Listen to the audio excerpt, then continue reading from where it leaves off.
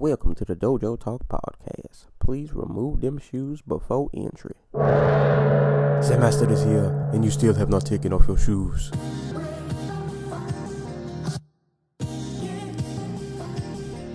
Yeah.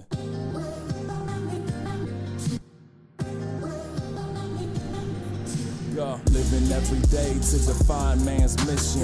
Looking to the sky for divine transmission. Deaf man's vision makes the blind man listen. Eyes on the prize, this is blind ambition. Thank you. Welcome to another edition of the Dojo Talk Podcast. I am your host, Serial Sensei. We are on episode number 87. It is bright and early Sunday morning, coming off 4 hours of sleep. I'm back with my co-host, the Anti-Cool. What's going on, man? Hi. This is going to be one of those shows. Yeah, I forgot I was doing this for a second. Oh, man. Yeah. I am very, very tired. I'm gonna try. We're gonna try to stay alive this episode. Yeah, these cards don't like to make life easy or fun at all. At this point, we complain so much. It feels like we're torturing ourselves on purpose. Probably. I mean, the sport is literally a drug. The sport is a drug, and we come back pretty much no matter what they do to us. So Oh God, that sounds awful. It's a very abusive relationship that I think we've all just kind of accepted, for better or worse. I guess real quick before we get started, as always, I got to get the plugs in. This podcast can be listened to on YouTube, SoundCloud, iTunes. If you're on iTunes, please rate, subscribe, and leave a review. You can also listen to us on Google Play. You can hit us up on Facebook at the Dojo Talk Podcast Facebook page. Questions can be sent to dojotalkpodcast@yahoo.com. And yeah, so real quick, shout out to the top cities. We got a new entry coming in at number 5, but starting in at number 1. I'm about to butcher this completely. Kittanning, Pennsylvania. Not sure how that's pronounced, but shout outs to y'all. Kittanning, Pennsylvania, coming in at number 1. Philly coming in at number 2. Centerville, Maryland, coming in at number 3. Waterford, Michigan, coming in at number 4. And number 5, Beulah, North Dakota. So, shout outs to Beulah, North Dakota. It's always weird hearing where these people are actually listening to the podcast from, because I'm like, how did you hear about us? Right. If you're listening to this from Beulah, North Dakota, yeah, I need you to comment or send an email or something. I need to know where you guys are coming from. Like, what link did you click on accident? You just stumbled over here somehow. It's actually really funny that North Dakota comes up, because I was at my job yesterday at the library, and I was pretty much tired, like I am right now, and I decided not to do my actual job, which was to put books away, instead to take a geography quiz online, and what came up was Bismarck, which is the capital of North Dakota. And I spent like 10 minutes going on through Google Maps, going up and down the streets. I'm like, there's no way anybody lives here. Well, like, I should say, there's no way this is the capital of a state, because like where I live looks more like a city. Oh man, well, somebody out in Beulah. Well, that's Beulah. They don't care about Bismarck. Yeah. It's like, I don't care about Trenton. I live in Jersey. It's funny because Beulah came in at 5, and then all the way at number 12 is Jamestown, North Dakota, wherever that is. Damn. So, shout out to Jamestown, North Dakota. It's all the Brock Lesnar talk. Right. We still lost to Egypt though. Egypt's they literally never came back. Egypt is out of here. I think they're mad at me. Yeah, I think. Which is fine. Yeah, it's okay. We'll Mm. we'll win you guys back, maybe at some point. We'll stop making fun of you. So before we get into whatever it is we're supposed to be talking about, 'cause again, I am so tired. I remember one thing vividly from last night that made me very upset. And it had nothing to do with the UFC. Listen, I'm not a lawyer. I don't know shit about being a lawyer. I was on mock trial in high school. That's like basically it. That's everything I know about the law in a courtroom. But if you are a lawyer and you are advertising your business, you are advertising your services, and you are doing this by filming a commercial, maybe you go on like you go on YouTube and you look up a really famous vlog, so you can learn how to set up your fucking camera. Because during the UFC last night, there was a lawyer who, I'm not sure if you saw this down in Maryland, but there was a lawyer. I can't for the life of me remember her name. She wasn't mic'd. She was like so small in the frame that like I could see her ceiling. And I'm like, that's not how you shoot. Like there are in film study, there is a method and a like shot composition is a thing for a reason. Who thought this was a good idea? Why does your camera look like it was from 1995? There's no intern. Like she literally just sat there in the office and did it herself.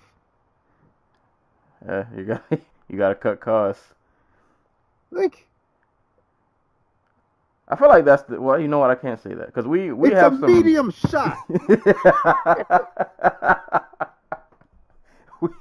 we have some terrible local like commercials here, but ours isn't so much camera angles as it is like it's just these songs that I'm like, who's writing these?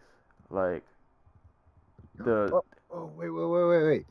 Do you guys got what was it, Big Bill Hell's Cars commercials down there? Like, do they still air in Maryland? I don't know if we had big bills, but we had what was it? Jesus Christ. Hold on. This way, I want to know if you've ever seen it. Because another podcast where I listened to with the guys from Maryland, he talked about how like he used to see this shit every year at Christmas. Oh Lord. Alright, you guys are about to hear this live because I'm just gonna play it. God, we had the one commercial with Pops from Friday. It was God, what was the name of that car commercial? I hated it. I despised that commercial. If you're dumb enough to buy a new car this weekend, you're a big enough smoke to come to Big Bill Hell's Cars. Bad deals, cars that break down. Speed. If you think you're going to find a bargain at Big Bill, you can kiss my ass. It's our belief that you're such a stupid motherfucker. You'll fall for this bullshit. Guaranteed. If you find a better deal, shove it up your ugly ass. You heard us right. Shove it up your ugly ass. Bring your tray. Bring your tie. Bring your wife. We'll fuck her. That's right, we'll fuck your wife. Because at Big Bill Hell, you're fucked 6 ways from Sunday. Take a hike to Big Bill Hell. This is our sponsor. Challenge pissing. That's right, challenge pissing. How does it work? If you can piss 6 feet in the air straight up and Bill's not get wet, Hell's you get Cars no are still doubt. around. Don't wait, don't delay. It'll sponsor you for free. Risk your nuts off. Only at Big Bill Hell, the only dealer that tells you to fuck off. Hurry up, asshole. This event ends the minute Oh after my you God, write I have a to leave check, this and it to better this. not bounce or you're a dead motherfucker. Oh, Go that's to not real. hell. Big Bill Hell's Cars. Baltimore's filthiest and exclusive home of the meanest. Man. That that was out of control. Oh man. Yeah. Point being, man, I don't know what it is about local commercials. You guys need to hire some interns. It's weird how like even when they shoot local commercials in 2018, the camera still looks like it's from '86.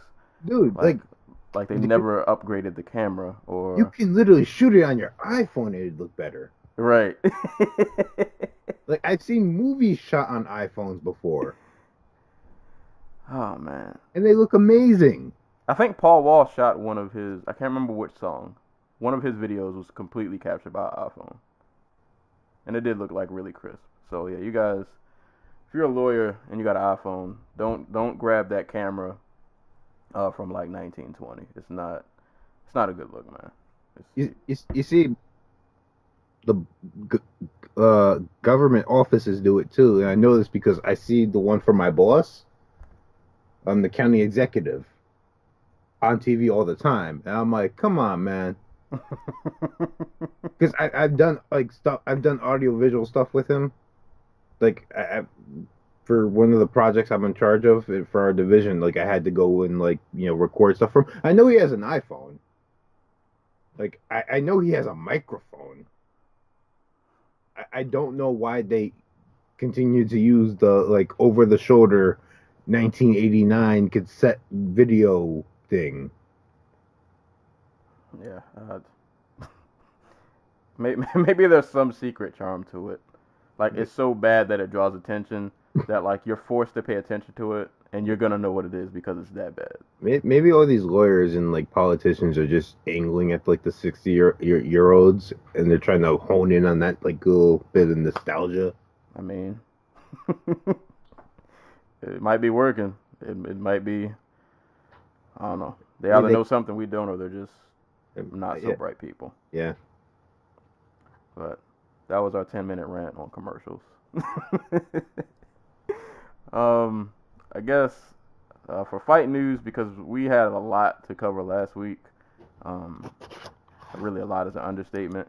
We didn't get a chance to get to everything, so I'm gonna run down the list of what I have as far as announcements, and I'll let you run down yours, and then we'll be able to touch on some of the things we didn't really get to go into detail too much last week because we had to cover like 80,000 fights that happened in the course of 3 days. So my list, which isn't too long, I have Dennis Bermudez versus Rick Glenn for UFC Boise, Betch Correia and Irene Aldonada for UFC 227, Olivier Aubin-Mercier and Alexander Hernandez for UFC on Fox 30. Frank Mir's Bellator career came and went. He's looking to debut in ACB at sometime in August.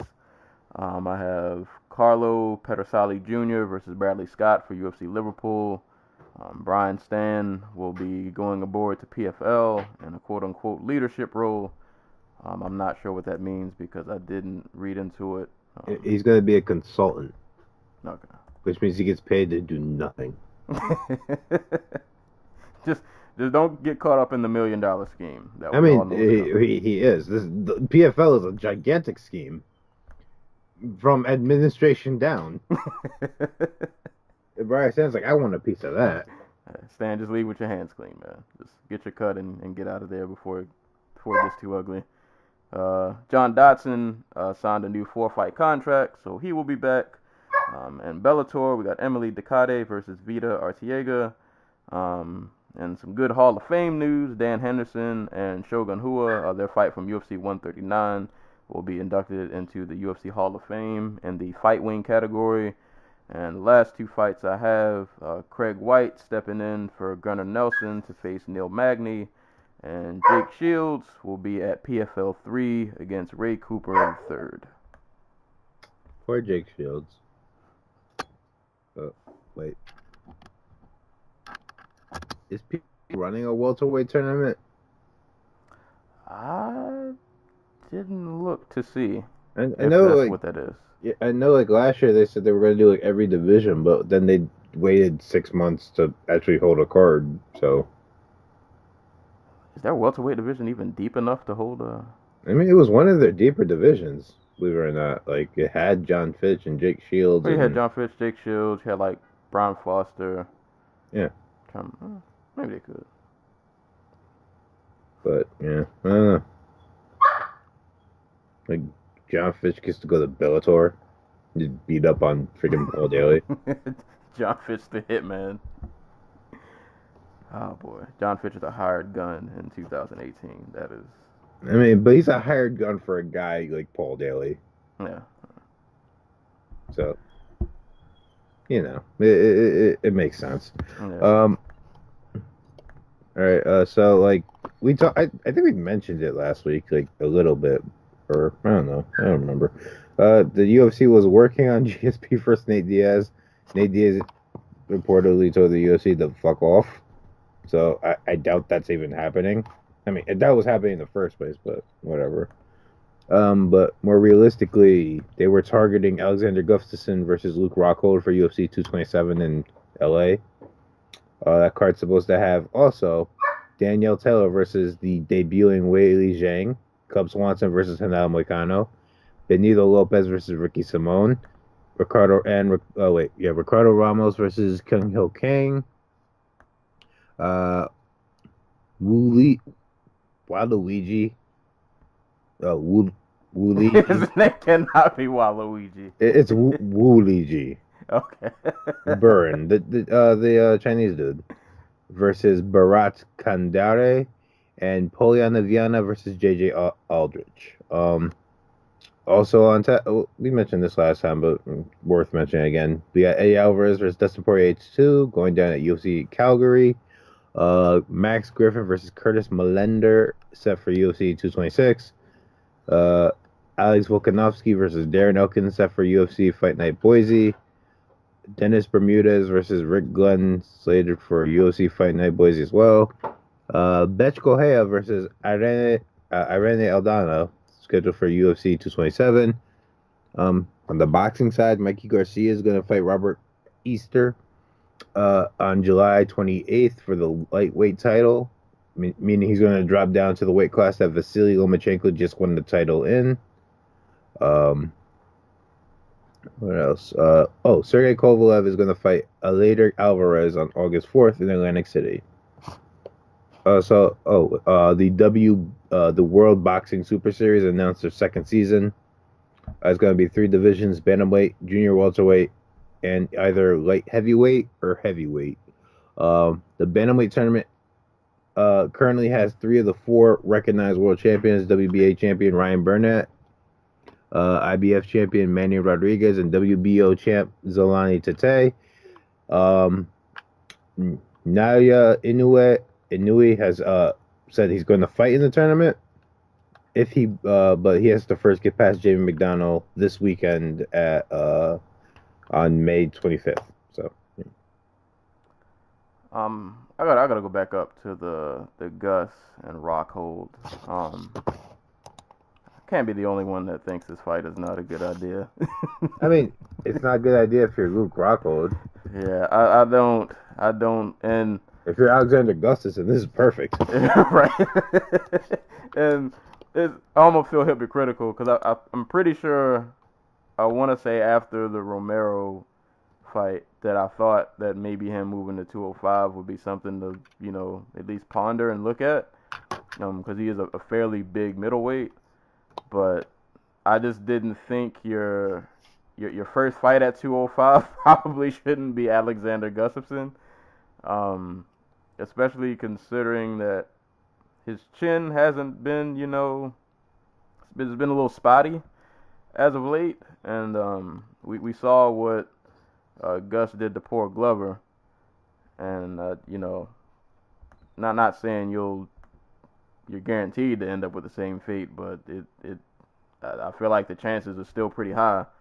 But I don't know. Maybe he goes to 205. Maybe he's completely revitalized and he becomes a new person. But if I'm a betting man, I got Gus probably getting him out of there pretty quick. Yeah, like Gustafson is literally the worst matchup for Luke Rockhold at 205.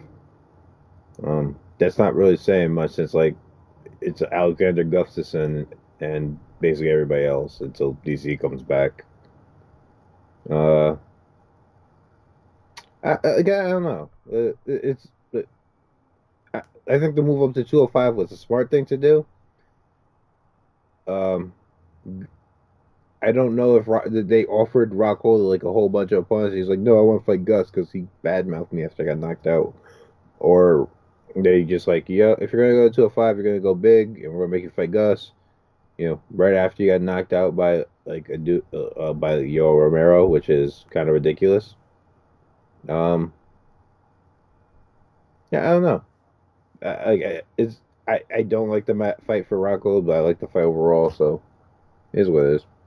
We'll see. We'll see. What's really confounding to me is if Luke Rockhold wins and DC loses in July, are they going to make that fight? Nah. I feel like I feel like DC would retire before he fights the teammate. Well, he said he's retiring. What, March 2019? So he's still got probably one title defense in there, unless unless Stipe just freaking wrecks him. Yeah, I mean that's the same. Like if he loses Stipe and goes back to 205, like I don't I don't think the Rockhold fights happen. No, we'll get to see Old Man Shogun in the title fight he rightfully deserves. Exactly. He'll get a chance to reign the division one time again at 80 years old in fight years. But who we got in Poirier and the Alvarez rematch? I'm gonna go Alvarez because I thought he was gonna win before they stopped that fight last time. So I'm still 50-50, but yeah, I think I'm gonna say Alvarez. I feel like the fight's gonna go kind of the same. Like he's gonna get tagged at first, and then he'll dog his way back into the fight. He'll do Eddie Alvarez things as he always does. So yeah, pretty much all the fight news I think we missed, and I think we shouted out last time, but Chad Mendes is coming back to fight Miles Jury. oh right, I forgot what card that's on, but I'm really happy he's back. Boise. Oh yeah, we mentioned that Boise, man. You forget North Dakota. Apparently Idaho is the. You guys are getting like all of the good fights. This fight's with the boys, man. Yeah, man. But nothing against Miles Jury, but I hope Chad Mendes wreck shot. Nothing personal, but it is what it is. I guess before we get on to the UFC card, I got to give a shout out to the One Championship card, Unstoppable Dreams. This card kept me very well distracted while I was at work watching this on the app. This app is actually pretty awesome. Like it doesn't really freeze. Everything's pretty seamless. And I think I got a chance to watch almost all this card minus a few of the prelims. But yeah, man, this one card was a really, really, really good card. A lot of good performances. Amir Khan had a nice TKO over Sung Jun Lee. Edward Folayang had a really dominant performance. I can't remember the gentleman that he fought. The only fight I missed that I really wanted to see, I missed the Shinya Aoki fight. Well, like I saw it, but the submission happened so fast because I was working that by the time I looked down, it just happened to be over. But I think he won by like triangle. They had a couple of tie fights on there that were really good, and then in the championship fight. So actually, they had 3 championship fights. So they had a tie flyweight between Sam A and Sergio Wilson. Sam A beat the bricks off of Sergio, man. That guy's he's yeah. Martin Nguyen beat Christian Lee. I felt bad for Christian Lee. He started off really good, man. It looked like he was, I don't say on his way. It was only based off the first round, but he started off strong, but he couldn't really close out. But dude's still really young, still got plenty of time to get better, make improvements. I'm pretty sure that was a learning experience for him. But Martin Nguyen defended his featherweight belt. And in the main event, Angela Lee, Mei Yamaguchi, rematch from 2016. They had another awesome 5-round fight. I wouldn't say this was as good as the first one, but it was still really entertaining. So shout outs to Angela Lee defending her atomweight world title. And I think that's about all I got. I don't think you said neither one of us watched the Bato Jack fight and Adonis last night, so. Right. Yeah. What? Quick question. Yeah. Unstoppable Dreams. It's all the Angela Lee marketing scheme. They're banking in on her unstoppable nickname. Her dreams are unstoppable, which is pretty scary. What happens if she has a nightmare? I don't know, it gets worse. I don't know. But it's almost a threat. I'm just saying. I know they were banking on Christian. I didn't say banking, but I know they wanted Christian Lee to win that belt so bad so they could promote a brother and sister championship duo. Yeah, but I would say this: Mario Win looked. I think that cut to 135 took a little bit more out than we thought. Yeah. Or he's a. In that fight, I think he turned it up just. I'm gonna say just enough to. Yeah, it almost looks like he's really like at times just kind of like lackadaisical in there. Like he's almost like too calm. Like I don't know. It's kind of weird. Right. Yeah, because I feel like Lee in the first round was just able to push the pace a lot more, and then it just seemed like the later the fight went, he just wasn't able to. But yeah, that's got to be a kill on Wynn's body, like jumping all these weight classes. You know. Yeah, like he's young. It's only going to get worse from here on out. Yeah, but hey, he's still dual wielding, so. You know, keep doing your thing. Hey, just keep it above 145. Don't try to jump back down because that honestly, God, it looked like he was drained by the end of like the second round, and he just tried to fight through it. Yeah. But he's still out there holding it down. So that's crazy. That Bibiano has some pretty good. How old is Bibiano? He's like 30. Mid-30s, 35, 36. It's a shame he never came over. He's 38. God. Jesus Christ. But hey, man, shout outs to Bibiano. And he knows where the checks are. Hey, man, that's what it's about. He's getting paid the same amount probably as TJ Dillashaw was getting paid when he was champion. Yeah. So how can you hate? Yeah. Anything to avoid the Reebok kit. I'm all for it. But speaking in the Reebok, let's get onto this card. UFC Fight Night. What number was this? 129. Headlined by Kamaru Usman and Damian Maia, who replaced. God, who was the original person? I'm tired too. Santiago Ponzinibbio. Oh, okay, yeah. So, yeah, man, I guess we'll just jump into it because my God, this card was really long. So we'll just jump into it. Which is weird because there was so many first round stoppages. See, the thing is, we would get a first round, but then the next two would be decisions. So it was almost like an illusion, like you thought it was going by faster than it really was, but it kind of wasn't. Right. But main event, Kamaru Usman, Damian Maia.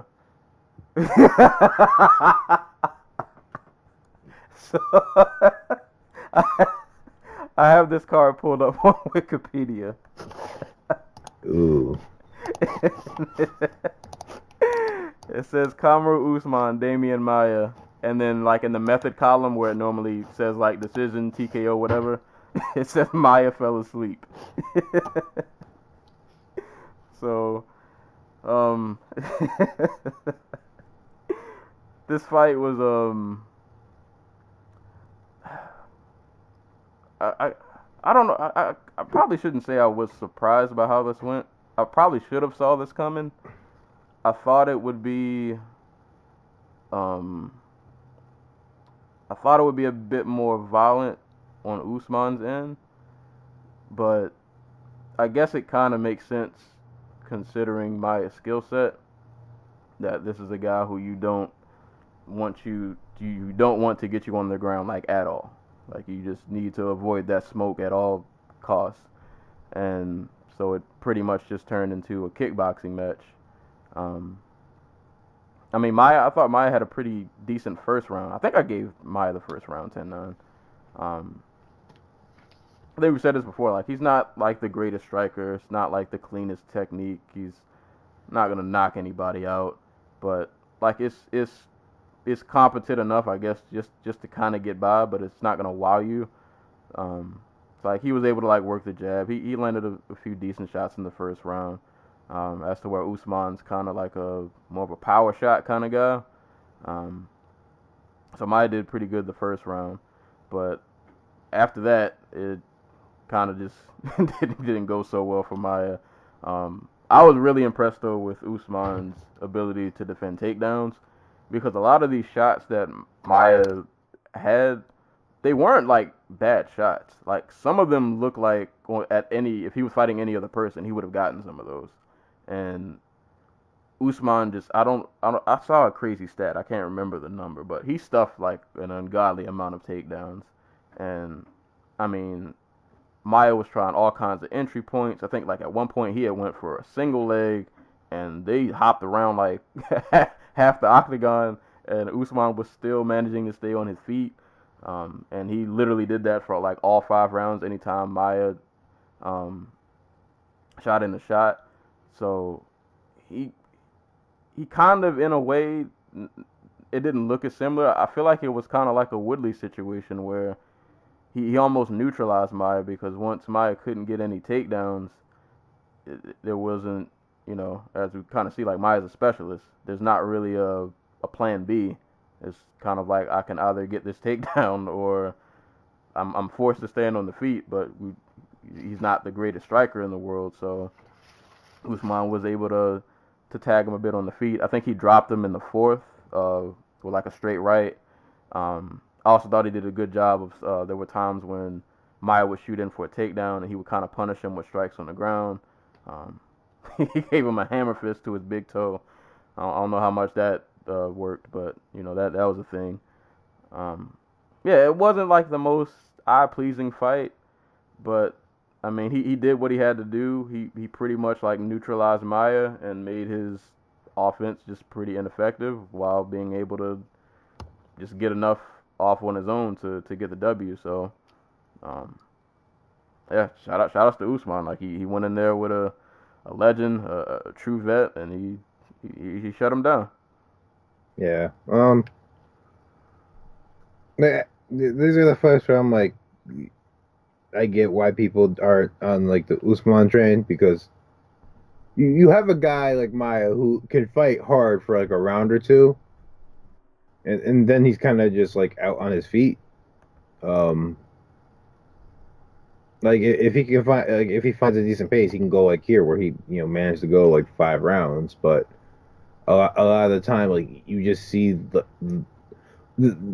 perfect parallel is the Covington fight, where Covington was literally just in his face the entire time, and as a result, Covington got tagged like a hell of a lot in the first round. But by the second, 3rd round, Maia's volume had dwindled to basically nothing, while Covington was still moving forward, still blocking takedowns, that all that good stuff.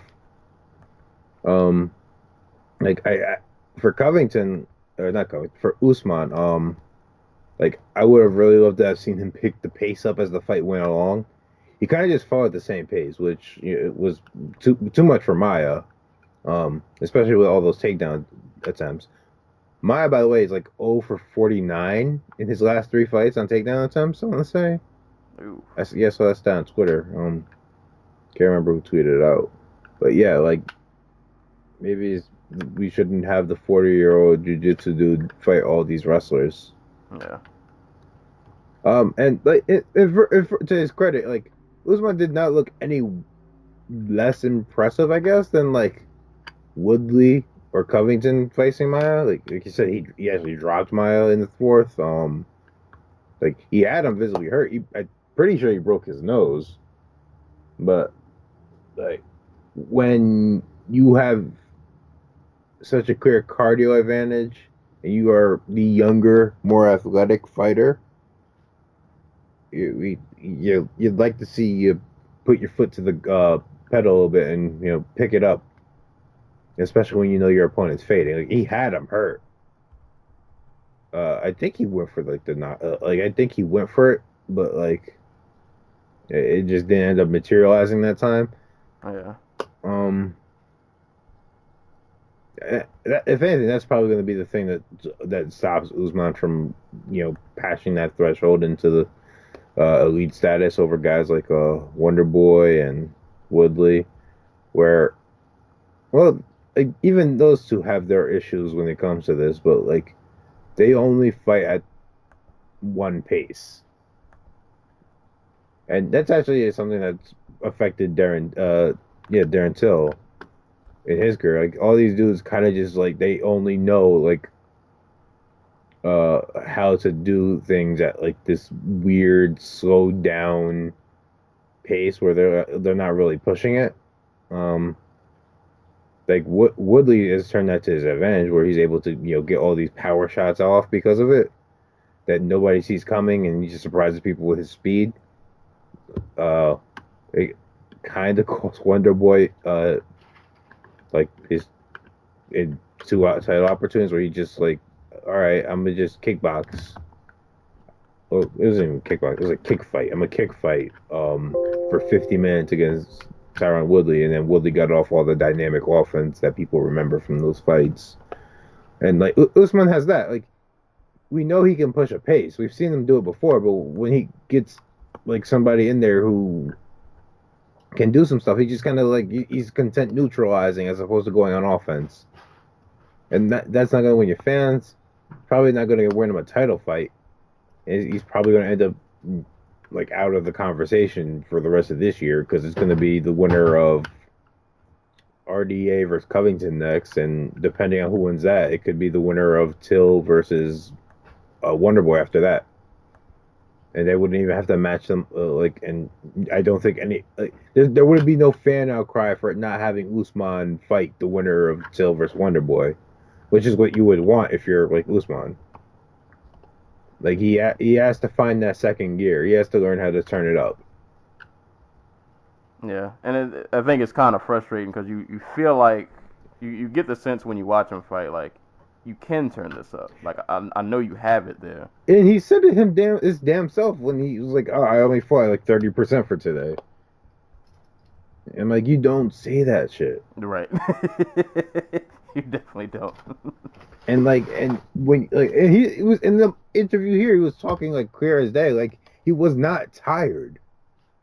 Like there was something extra there if he just tapped into it. But maybe he was just really worried about Maia's jiu-jitsu game. Maybe he was worried about like just tiring himself out. When he was fighting, who was the dude before this? The Viking. Was it Meeks? Meeks? Mel Meeks. Yeah, Meeks. Like maybe he was just tired, like afraid of tiring himself out, and then like Meeks would just pour on that offense, like that violent offense we've seen him like pull out before.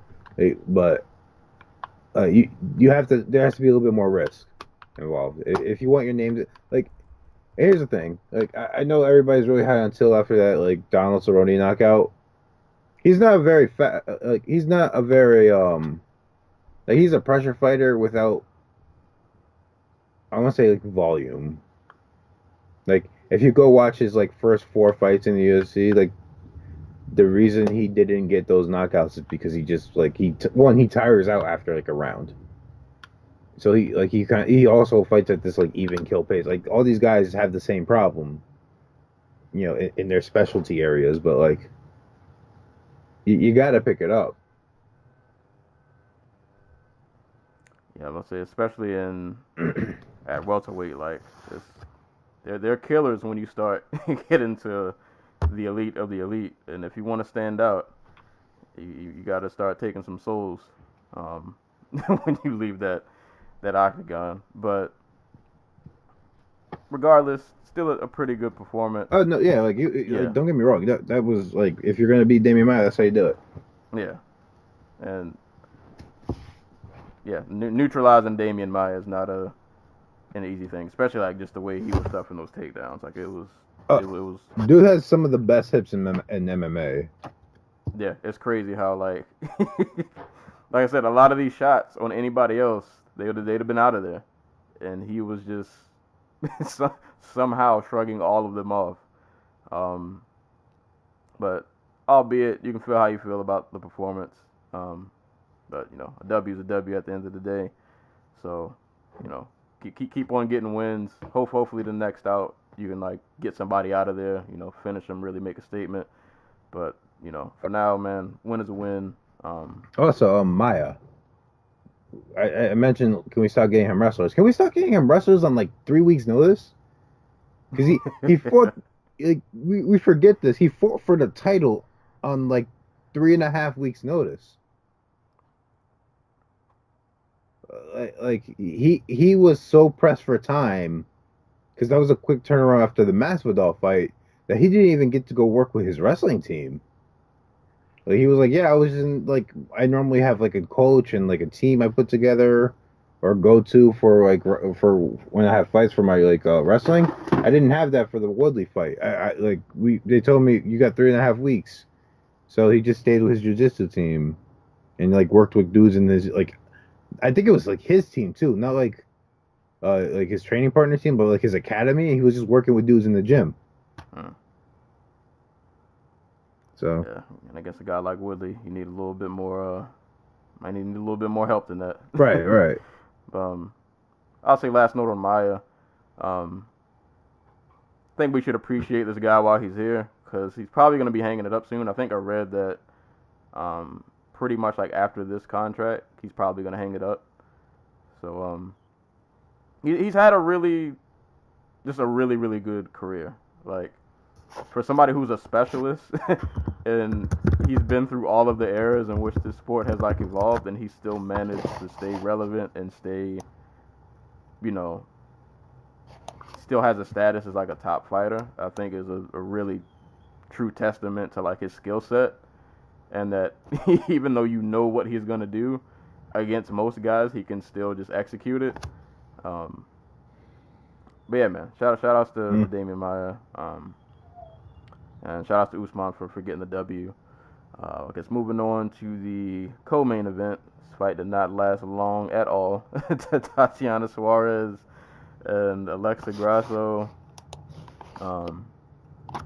Yeah, Suarez just kind of went in there and body. Yeah, it's not a ton to analyze about this fight, man. Suarez came with the heat. She came in and just kind of bullied Grasso around, took her down. Just really aggressive with the grappling, man. Took her down. Poor Grasso just didn't really have much of a chance. Once that choke got sunk in, that was pretty much a wrap. That was tight too. She got her whole hand behind the head and everything. Like, yeah, and it was crazy because I thought Grasso was gonna go to sleep because that looked like it was in deep from the start, and she was just like refusing to tap out. I was like, you might as well just quit because you're about to pass over to the other side. But she eventually tapped 2 minutes and 44 seconds into the first round. I can't remember the odds, but Suarez was a huge favorite in this fight, and she showed why. Like she went in there and she got Grasso out of there with the quickness. Yeah, no, like so Suarez is the best wrestler in women's MMA. Like this like if it wasn't for thyroid cancer, and I'll come back to that in a second because Brandon Fitzpatrick or Gerald or whatever said something during the fight that made me chuckle. But like she is the best wrestler in women's MMA right now. An argument could be made for was it Kaneko Murata, the Japanese wrestler. An argument could be made for I guess Carla Esparza, though I think Esparza suffers because she's really small. And I guess you can make an argument for Sarah McMahon, but I don't know why you would. She got out wrestled by Ketlin Vieira. But like, this is a woman who's beaten Helen Morales, and for those who don't know, Helen Morales was the woman who I believe the first U.S. woman to ever win a gold medal at the Olympics for wrestling. Like, she would have been an Olympian pretty damn easily had it not been for her neck injury and her thyroid cancer and everything like that. So like it didn't surprise me that this fight went this way because Alexa Grasso always kind of been easy to march down along the fence. She fights in a really stand like straight up in the air style where like it just seems like her hips are there to be taken out from under her. what I'm really happy about is we saw Suarez struggle a little bit in her last fight with was it Viviane Pereira to get the finish. She was able to sink in the choke here, which is a really good look, and she got it really quick. Not a whole lot to say technically, but back to Brandon Fitzpatrick or whatever his name is, the commentator who was opposite Jimmy Smith. I was wondering who that guy was the whole night. Like, He's been doing commentary for a while now. why did we replace Goldie with just Goldie Juniors?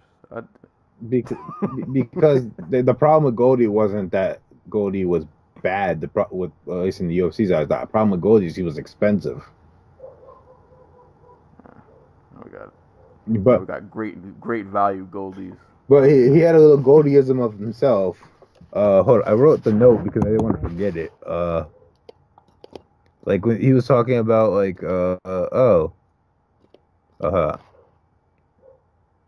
the way he said it was funny to me. Like he was talking about like her neck injury exposed something far more severe, and then he like the most casual way possible just says thyroid cancer for Tatiana Suarez. Like she threw a punch, and he was like right hand for Tatiana Suarez, and it made me crack up hysterically. I'm like, what? Oh my god! Like he has that Goldie knack for turning things that should be like personable and like humanizing into like just another soundbite.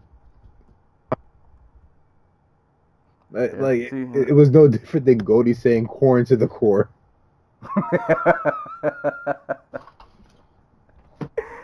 I miss Goldie, man. I miss Goldie. You can watch the Bellator tentpole events where he works sometimes. I don't even know what the Bellator screwing up by hiring all those dudes to do commentary. They could literally just pull a couple dudes off the regional scene, and they'd probably have just as much impact. Yeah, and they probably would care more. Let's be real. There's no way Chael Sonnen cares. Oh boy, yeah, it is. Yeah. Speaking of, I don't remember if it was Suarez. I might be completely wrong with this. There was something I saw on Twitter the other day. Actually, it was yesterday. They were doing some kind of promo photo shoot. Did you hear about this? Oh no, who? So I don't remember if it was Suarez. I cannot remember who it was, but so they were doing like the photo shoot, and she was standing in front of the camera guy, and she, they make them do like their poses or whatever. And then he tells her, what did he say? He said, yeah, fold your arms, bring your arms lower, and then she does the pose, and then the camera guy's like, yeah, that's good. We need to see the UFC logo, and we need to make sure your assets are showing. But like he said it in such like he just passed it by like it was nothing. Like basically just like we need to make sure you look great. But like it was like a creepy kind of, I don't know. It was really weird. It was a really weird, and I can't remember if it was Suarez. It might not have been. It could have been somebody else. I'm gonna look this up, but it was really creepy. It really just sounds like this dude wanted to see some titties. Yeah, that was pretty much what it was. It was pretty much what it was. I can't remember if it was Suarez though. I might have the fighter completely wrong. I should have like wrote that note down when I saw it, but that was weird. It's not even parting shots segment yet, but shout to that guy, man. That was creepy. Yeah, it was kind of creepy, bro. That was a little weird. But either way, Suarez went in there, and yeah, she just dominated. On to dominations. Dominic Reyes, Jared Cannonier. Wait, whoa, he's not the Dominator anymore. Oh yeah, he's the Devastator. The Devastator.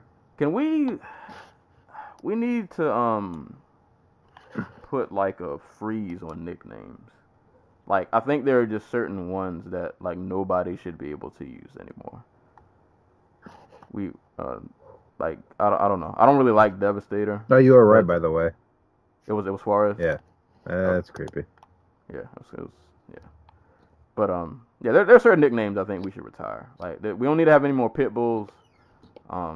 Devastator I think should be out of here. But I'll give him credit. You know, he won a Dominator, but you know it's probably like a last minute replacement name. I don't know. There are just certain nicknames I've noticed that the recycle button's getting used too much. The Devastator, the Dominator, the freaking like if you have to have a "the" in your nickname, like maybe it shouldn't be a nickname. Right. Like, or maybe you just don't have a nickname. Like not everybody needs a nickname. Nah, but everybody needs a nickname. You need to add some character, you know. That's true. Like that's the thing though. If you have a nickname, it shouldn't be something that's just like, oh, I'm a bully. Or, right. Like it should be something that like gives it characterizes you. Like Crow Cop's freaking nickname is Croatian Cop. Like, come on. he was a cop. Like, it makes sense and it sounds cool. Right. Like Anderson the Spider Silva or Anderson, yeah. Like it's characteristic to how he fights. Yeah, so you guys need to step your nickname game up. Like, no shots to Reyes, but for some reason when they said his nickname, it made me think of it. I still don't get GSP's nickname. He's rushing in for takedowns. I thought he was just a big fan. Like your dad band. Rush. That would be like a 70s, like a 70s, 80s rock band. GSP does seem like the type of dude who's into like dad bands. Like he just has a very dad vibe on him, which is really weird because he's like a really like high profile bachelor. I can see it. I could definitely see that. Maybe in like his younger days. GSP was like a hipster when he was like 16. But Dominic Reyes. Oh, go ahead. I was just gonna say he rolls up to the club with like the button up tucked in his like belt pants. Oh man. What if GSP had long hair at one point? Like, is he just bald or is he like? I've never seen him with like any head full of hair ever. Yes, George St. Pierre with hair. These are the important things we need to discuss. I mean, like, he has like he has like a short thing of hair. Like, here's a picture of him from when he was a kid. You should just grow it out. Mm-hmm. Like if he does a comeback fight, just grow your hair out. Just let it do what it does. Oh Lord. Okay, now I see why you don't grow your hair out. Right. That's okay, GSP. I don't want to see you look like that in adulthood. Why does he kind of look like... Oh, wait. Oh. Why does he kind of look like Rory? Well, now we know why he looks like a dad.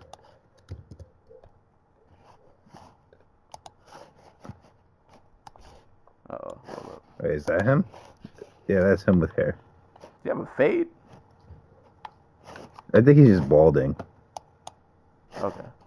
Well, why are you balding on like just one side of your head? It looks like a fade, but then the camera is a straight shot, so that's weird. But Dominic Reyes, Jared Cannonier, I was really looking forward to this fight. As we've said like 80,000 times before, anybody at 205 who shows any glimpse of hope, youth, and talent, I'm all for, and Reyes definitely fits that category. Dominic Reyes is the only good light heavyweight like, my whole all of my hopes for the future of 205 are resting on this man's shoulders. It's really unfair because if he actually does climb the ladder, like, who is he gonna fight? Do you want to see him fight Shogun? I mean, 3 years from now. I mean, if Shogun is still throwing leather 3 years from now, that's a whole nother issue I'm concerned with. But It was weird seeing Cannonier with hair too. He looked completely different. Yeah. So I don't. He almost didn't look like the same person. Yeah, like, and I think a large part is just because he looks so small next to freaking Derek. Oh my god, right? Like, I don't know why, but I always kind of thought like Dominic Reyes looked small. Maybe like lanky, like his lankiness threw me off or something. But he looked like an actual light heavyweight in there. Yeah, that's a big. It was weird though because it was a really big height discrepancy, but I think they had the same reach. Yeah, like Reyes is what, 6'4"? Yeah. And he's always been 6'4" in the UFC. But I don't know why. I always feel like he looks kind of small. Maybe Cannonier is just, I don't know. Maybe he was, I don't know. It was weird, but yeah, the height discrepancy was definitely very, very visible. As far as the fight, I mean, they both came out throwing. Cannonier was trying to get his power shots off. I thought Reyes did a good job. I like his use. I like how he kind of mixed it up. He's throwing punches and kicks.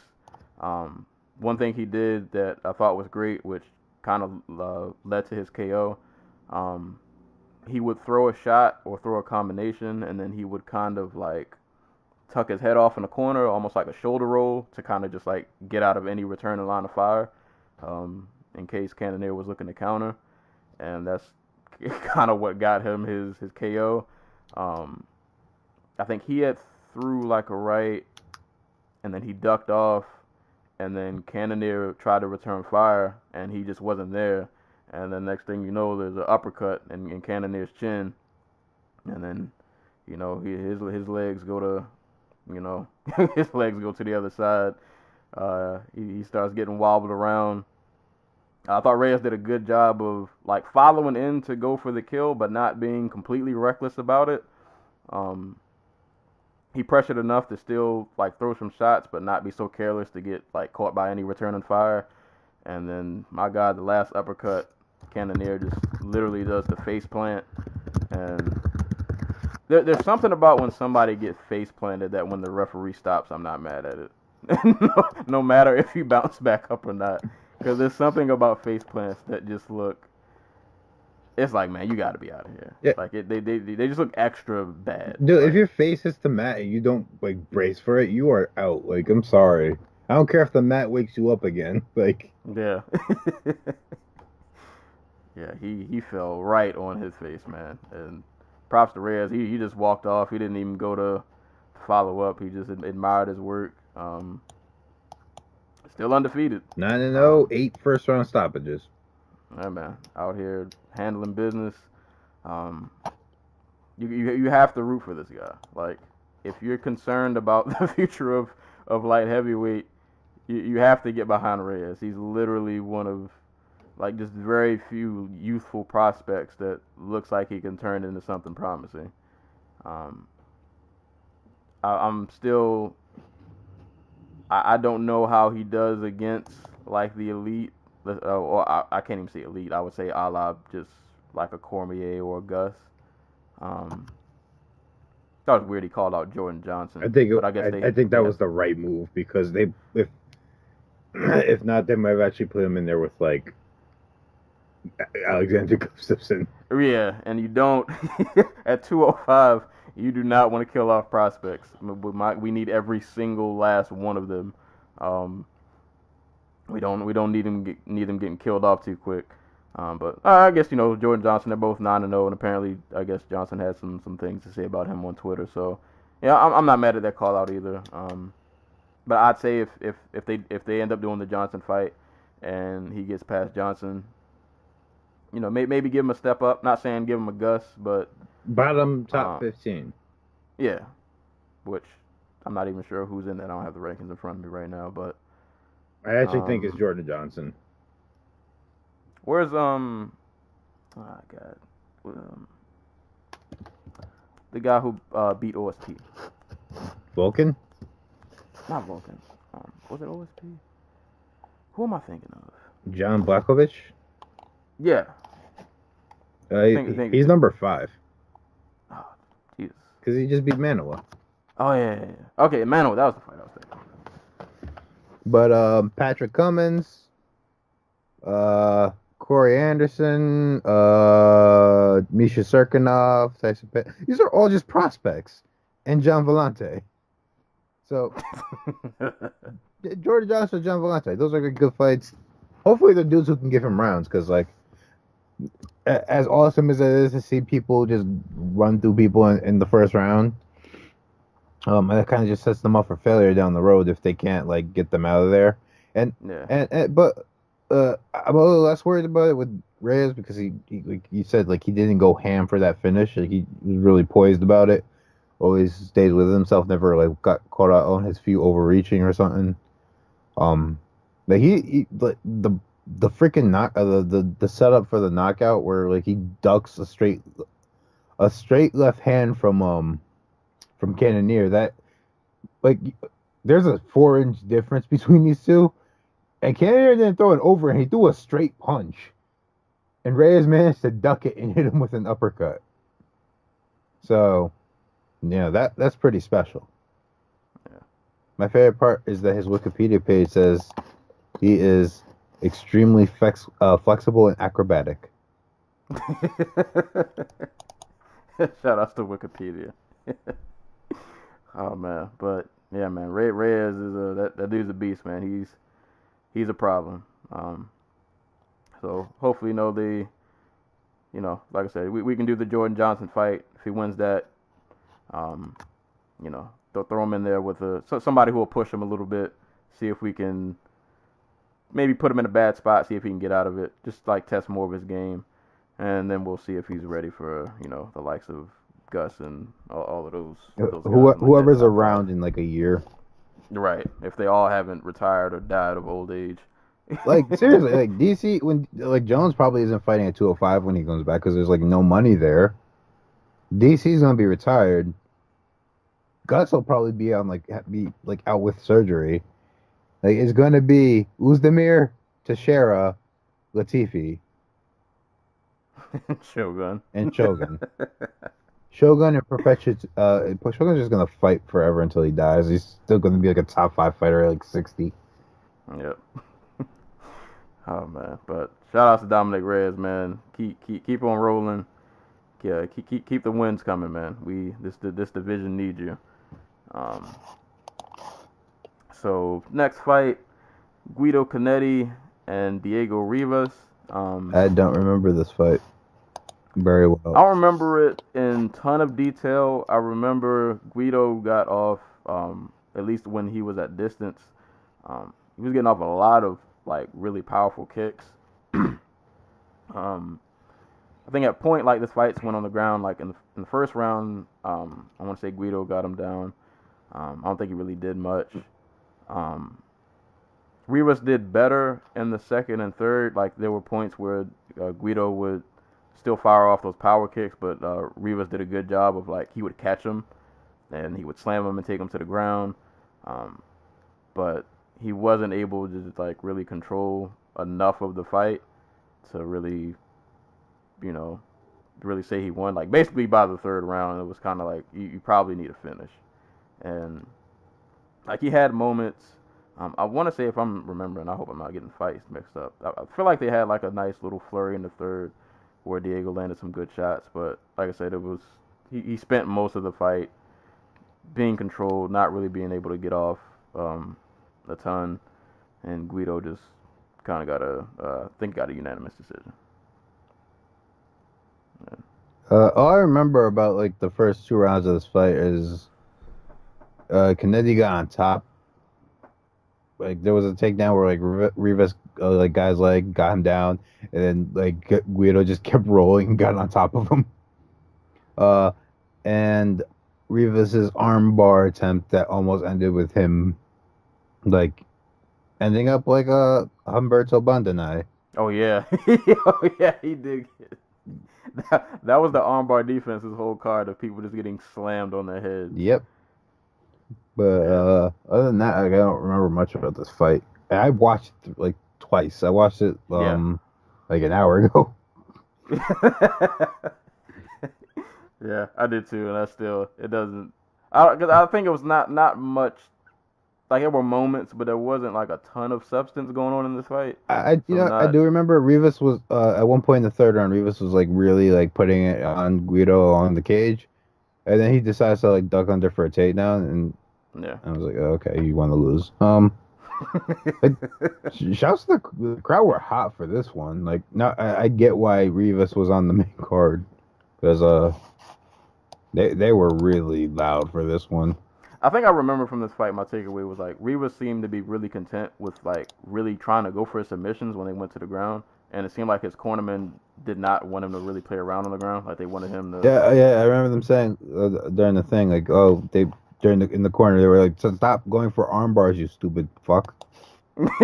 And Diego was like, no, I can arm bar him. Oh, yeah. And then he slammed him on his head. Yeah. So, A for effort, I guess. But shout out to Guido Canetti. He got the unanimous decision. This next fight, I was looking forward to this one. Andrea KGB Lee and Veronica Macedo. I always try to keep an eye on the LFA alumni who come over. So I was looking forward to this fight. I would have a lot of props to Macedo. She's what, like 20, 22? 23? I know she's really young. She is 22. And there's a lot of talent there. She gave KGB a nice little wake up call with a head kick that she landed. I want to say that was in like the first round. She has really good striking. It's real like really just frenetic, just bouncing around. A lot of movement, a lot of action going on. But KGB was just able to just kind of neutralize her with the grappling. KGB is really strong. Like she was like the head arm throw. I think she landed a couple of those. Like I said, yeah, like anytime Macedo even started to get off any kind of combinations, Andrea just started grappling and just like shut it down, and would take her down. Was able to get pretty good positions on the ground. She was going for chokes. I think at the end of the first, she was going for an armbar, but time had ended. Yeah, it was a pretty good performance from Lee for a debut. Pretty much, like I said, she just used her grappling to just kind of shut Macedo down. Just really strong grappling. I like how active she is on the ground too. Like it's not just kind of laying on you. Like she's trying to advance positions. She's going for submissions. Really just aggressive with the grappling, and she got her way to a pretty one-sided unanimous decision. But I liked a lot of what I saw from Macedo at that young age. I think there's a lot of, as with a lot of young fighters, you'll need some experience. You'll have these kind of losses, but I think there's a lot there to work with that can be turned into something if she can, just like put it all together. Yeah, I'm not sure how long she's been there, but she's at the MMA Factory. That's the same gym as Francis Ngannou and Tom Duquesnoy. So like she's at a gym where they should be able to take her dynamicness, because that's really what I got from this fight. Like not this fight, but like overall, like Macedo is really dynamic, but everything she does leads to the clinch, and everybody she's going to fight is way bigger than her. Like I think she's only like 5'2", 5'3", but like her frame, she's not a big woman. Like she looked tiny next to what's her name? Ashley Evans Smith, and now Ashley Evans Smith is in this division. So like she might be a strawweight. Granted, I don't know where she'd have like room to cut an extra 10 pounds, because she, like I said, she's really tiny. This is another fight where I don't remember a lot. Like I remember a lot of like the clinch exchanges where Lee would just like knee the crap out of her. Lee is, yeah, she fired off a lot of those. Yeah, like Lee is really strong and like really athletic in that like cowboy Cerrone type of way. She got her down, got on top of her a little bit, was kicking at the legs. Like Yeah, I don't have a lot of big takeaways. Like, props to Lee. She finally gets to make her debut. I think, yeah, this is the first time she's left the country to fight. So, like, that's probably a big deal. But it kind of gets overlooked in MMA, but, like, not often where you're 11 fights into your career, you're being flown halfway around the world to go fight in somebody else's backyard All right. or home continent or whatever. Um, I, I'm I don't want to say anything negative about Lee because I'm still kind of curious. Like, how does she do against a wrestler? Because she got tapped by Sarah D'Alelio because D'Alelio was able to get her down. I mean, she hasn't really fought a really solid wrestler since then. But at the same time, this is like the flyweight division is missing so much talent that I'm kind of curious, like, who is there to get in her way. All right. But Yeah, we'll see. always come up from LFA. I was kind of curious like what her ceiling is because she definitely has a lot of upside, but you never know how she would do against an elite, competition until we actually see it. But with that strength of grappling and them knees, I want to say hopefully I think she can get somewhere, but we'll see. But shout outs to her, impressive performance for a debut, and shout outs to LFA. Continuously turning out prospects that turn out, pretty decent. And to round out the main card, Vincente Luque and Chad Laprise. I don't remember this fight in a ton of detail other than it was a lot of footwork. It's pretty much like a kickboxing match. And in real time, I did not even see the left hook that sent Laprise to the other side. I don't know if it was a camera angle, but like I just remember him throwing. I think he threw like a combination. I saw Luque move his arm. I didn't really see what he was doing, and then next thing I know, Laprise is just out, and he ate some ground and pound, and that was all she wrote. But Luque he has a streak going on right now, doesn't he? I want to say. Is it? Does he? Because when he lost. No. Oh yeah. He beat Price in his last fight, so he's on two. He's 2 in a row now because he lost to Leon Edwards. Okay. But awesome finish from Luque. That was a really, really sneaky left hook that caught Laprise and just ended his whole life. Yeah, I don't really have much else to say other than that was just a really good left hook, really clean, short, to the point.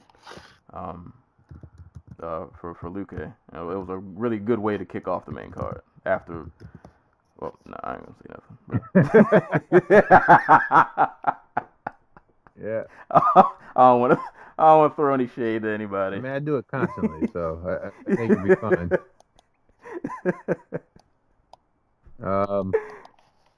Like, yeah, that was a really nice left hook / straight from Luque as he was moving back, like as Laprise was trying to close the distance. He did a good job of just like never letting Laprise off the hook, like just forcing him to engage in that first round. I'm not sure if Laprise can take punches at like welterweight, because it's not like Luque is heavy fisted, but like it's not like the punch he landed was anything crazy. And it seemed pretty clear that once it landed, he was like insta out. Like, went stiff, got caught like just doing the Jesus T pose as he hits the ground. That's why he just got caught hanging out in front of him too much. Went for that 3-punch combo, just bam. Yeah, I'm not sure. Like, because before this, like his wins were like Brian Barberena, who else? Galore Bafando. Oh no, it was Brian Camozzi and Galore Bafando. Neither of which, well, one's not in the UFC anymore. I'm not sure if I'm not even. I don't know if Kamosi has been let go yet because he dropped 3 in a row. But they were impressive in the fact that Lepre moved up and he was obviously the smaller man in both of those fights. But Kamosi and Bafando aren't exactly high on the pecking order for a reason. So getting in there with like a real, welterweight probably exposed a whole lot about Lepre's game that we didn't previously know. I really like that Lepre has more power at 170 than he does at 155. I think that was like holding him back a lot. Maybe he's just like a 165er, Yeah, he might be caught in that. There are a couple fighters like that. They're caught in that weird. They're in that weird gray area. Yeah. Where it's like if you go up, it's just, albeit you don't have to cut as much weight, but now you're fighting people a lot bigger than you, and then when you fight at below, it might be sucking too much out of you, so you're just you're stuck, almost. Right. Like Luke, Luke or Luke. Luke, all right. I don't know why I doubted myself. Luke, dude has a really impressive record for like a mid-tier welterweight, like Chad Lepre, Nico Price, Bilal Muhammad, Hector Urbina. I don't know, there were people who were impressed with Hader Hassan coming off the tough. So, take that for what it's worth. But dude has a solid ass resume. Like his only losses are to Michael Graves and Leon Edwards. Wow, I didn't even know they cut Michael Graves. Oh, he was arrested for battery. That's right. Ooh. Yeah, that's why he was cut. Alrighty then. But they didn't cut him until like 6 months later. Yeah, he's cut for battery, but we got Greg Hardy coming up. Yeah. He's still up. Let's see how the UFC markets that. Yeah, that's woof. But then they I don't even think they freaking mentioned that Cody East was arrested for assaulting 2 teenage girls. So whatever. Well, not whatever, but whatever. Yeah. But Luke, dude, 6-2 in the UFC. All his wins come by stoppage. Hell exciting to watch. I don't know what his ceiling probably isn't title contender, but that welterweight has that violent tier of mid-tier 170ers who just are down to scrap. Yeah, I feel like there are a couple of those in every division. There are those guys who we know you're probably not gonna win a title, but you're gonna give us some good fights.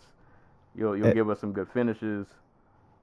Dude, that's just like the middle of welterweight where guys are just they have something special about them, but they're not the athletic freaks that dudes like Darren Till and Kamaru Usman are. Right. But you got there's a division where Lyman Good, Elizu Zaleski, what's the dude's name? Yancy Medeiros, Tim Means, crap. Who's the dude? Hot chocolate. Danny Roberts. There we go. He probably is getting cut soon, but Luan Chagas, CR Bahadurzada, who I would love to see fight. Luke, by the way. Mike Perry, Alan Joban,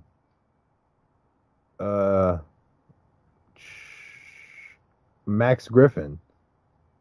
All these dudes are extremely violent, but there's kind of a ceiling on what they can do. You'll just throw him in there. He'll headline their prelim card. Dude, I'm fine with that. get people hyped for the main, because he'll.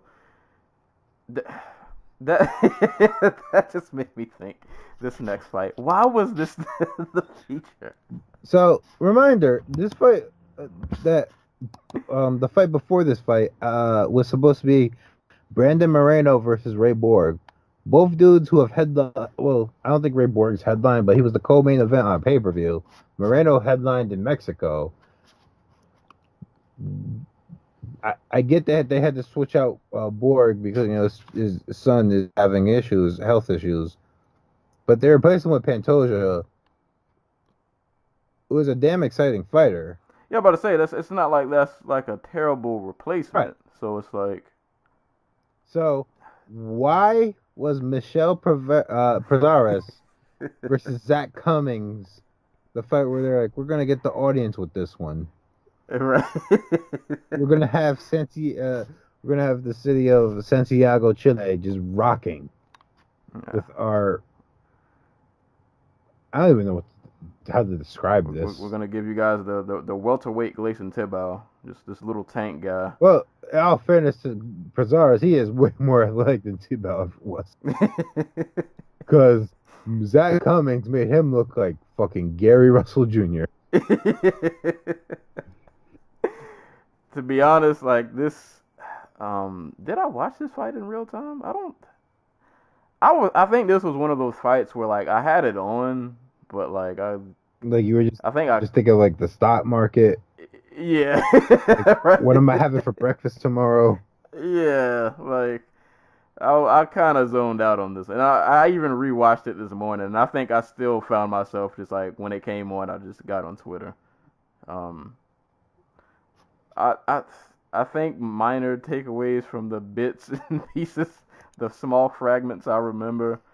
I don't think Cummings did much in the first. He kind of picked it up towards like the second and the third, but Prazeres was just kind of landing more. I didn't even think it was a split decision, but then again, I was halfway watching. Yeah, I'm gonna be honest with you. I don't have a lot of input in this fight. This one kind of lost me. I have something. I am Michelle Prazeres is like 5'6", so Zach Cummings is like 6 foot tall.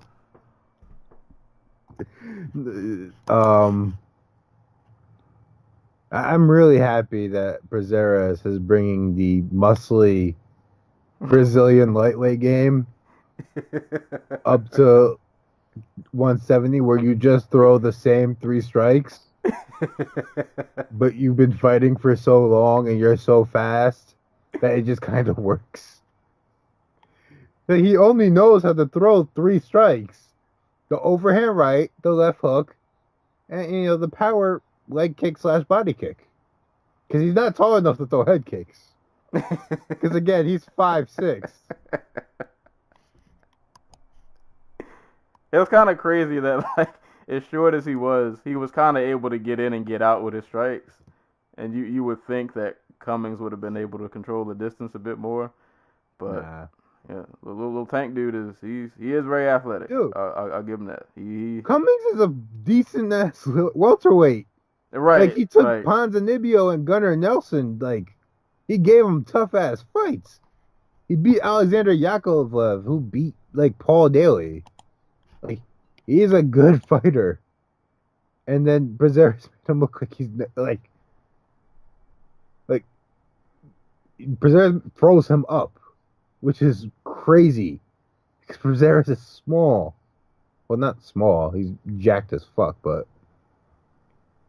he's got like the Alex Jones body.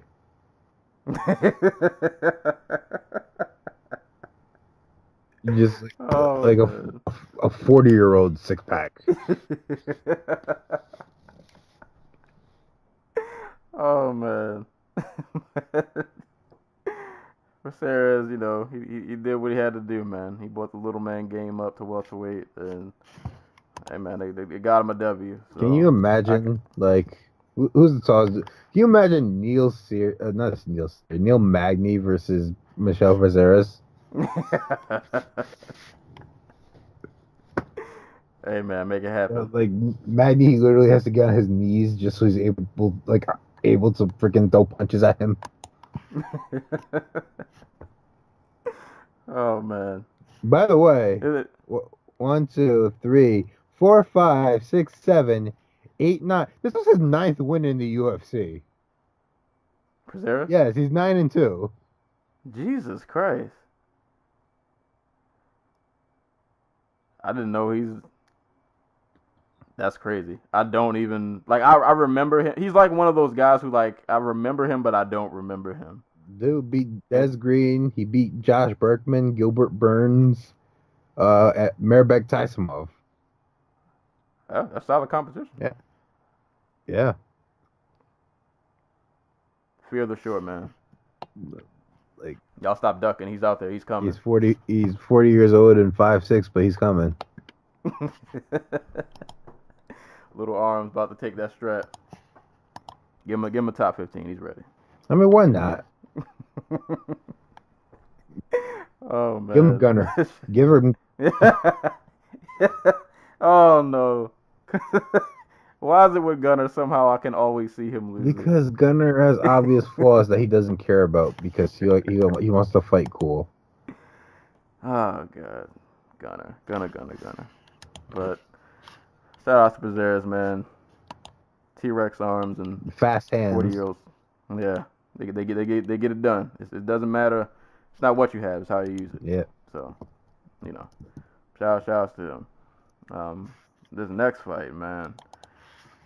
The replacement that you mentioned earlier, Brandon Moreno versus Alexandre Pantoja. Question. Was the KGB Lee fight better than this fight? Because that's the fight that got fight of the night. KGB got fight of the Yep. night? Nah. And I like KGB, and it was a good performance. Ugh, nah, I can't. I guess I always try to be fair. I guess it would depend on what you appreciate in a fight. Because if you're a bloods and if you're a blood and guts kind of person, the Pantoja fight is definitely the way to go. I guess if you appreciate grappling, you go KGB. But yeah, Pantoja, he put some hands and paws all over Moreno. Pretty much the entire fight. Like, the dude's nose was just completely busted open, face just bleeding everywhere, just looked like a horror movie.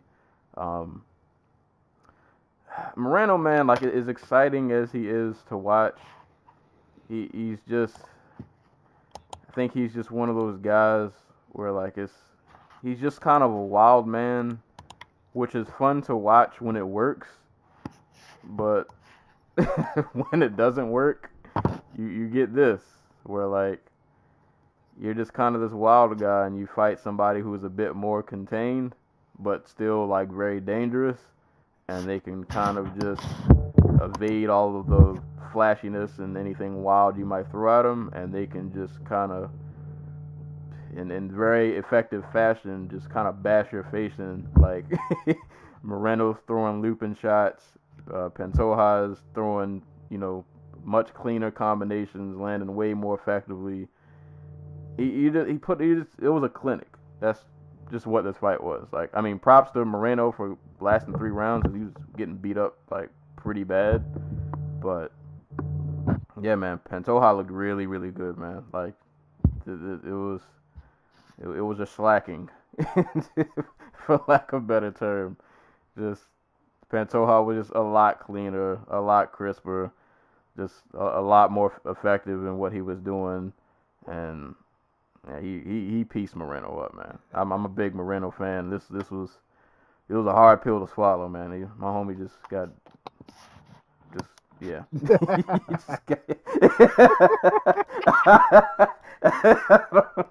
I don't know what else to say. My man's caught the work. he caught hands, man. It was rough. This was really, really rough. But Pantoja, man, that was a great performance, man. That was a paddling if I've ever seen one. Freak. So what the Pettis fight and this fight kind of just shows, which I think we all knew all along, was that, like, Moreno does not have a solid fundamental kickboxing game. Like, imagine Anthony Pettis if Anthony Pettis didn't grow up doing TKD. like that's kind of where I see Moreno. Like he doesn't have like the fights with Smolka and the fight with Dustin Ortiz. Well, like if he didn't have the crazy athletic advantage that he had over Smolka, that most of the flyweights seem to have over Smolka, and he didn't, and like Dustin Ortiz wasn't this like neurotic, aggressive dude who is aggressive to the point of self-sabotage. Like Moreno's offense doesn't get a chance to shine. You feel like, Yeah. you know, like he gets beat by a pared down like kickboxer. Like Pantoja and Pettis did not do anything. I want to say like unique or exceptional. Like they fought well they fought well managed kickboxing matches, and they were able to beat Moreno because one, neither one of them is a worse athlete, like a significantly worse athlete than Moreno, and two, like fundamentally they just beat him to the punch every single time because Moreno is literally just leaping power shots and that weird like I'm going to step off to my left and throw like it's a bad check hook that he likes to throw. That he got caught with like 4 or 5 times. Like he got caught in the counter 4 or 5 times by Pantoja. That's for Pantoja. Like this is the most. Um, this is the best this is the best performance of his career so far. He looked composed. He like, dude did not put any like extra not effort. He didn't put himself out there to get caught like Dustin Ortiz did. He just fought within himself. Simple counters to moves that just had like big ass gaps in there. Like I'm assuming his coach and team studied the tape because he was just out there countering Moreno's like high kicks with like simple jabs that would throw Moreno way off balance. Did he drop him at one point? Or was it like he rocked him and Moreno just like, fuck it, I'm out? I think he rocked him. I'm pretty sure he rocked him at one point. Yeah, like he had him seriously hurt. Like I'm pretty sure Moreno's nose is broken.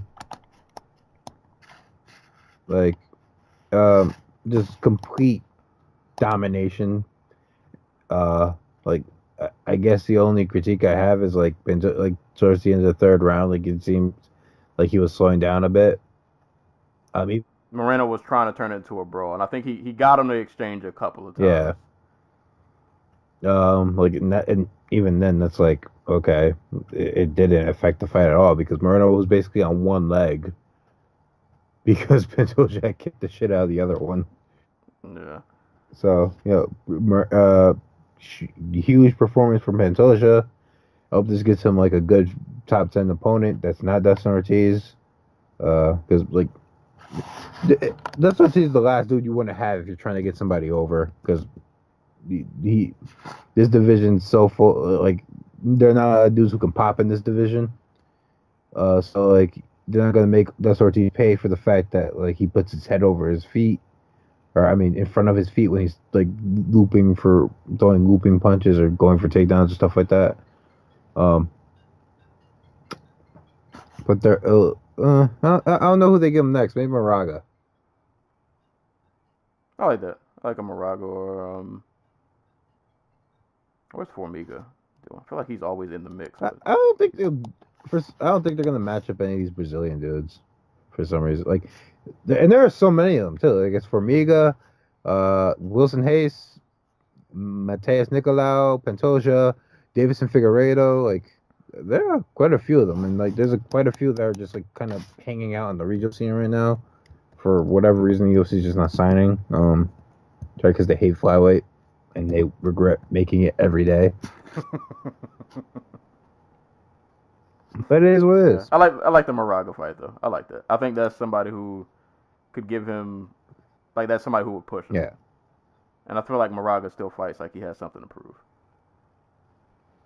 So yeah, I like that fight. But I know, as I say, he's gonna fucking stand and bang. Yeah. So we'll win. We'll get violence out of it, and Pantoja will get tested, and it will still be a good fight for Moraga also if he could, if he could get that W.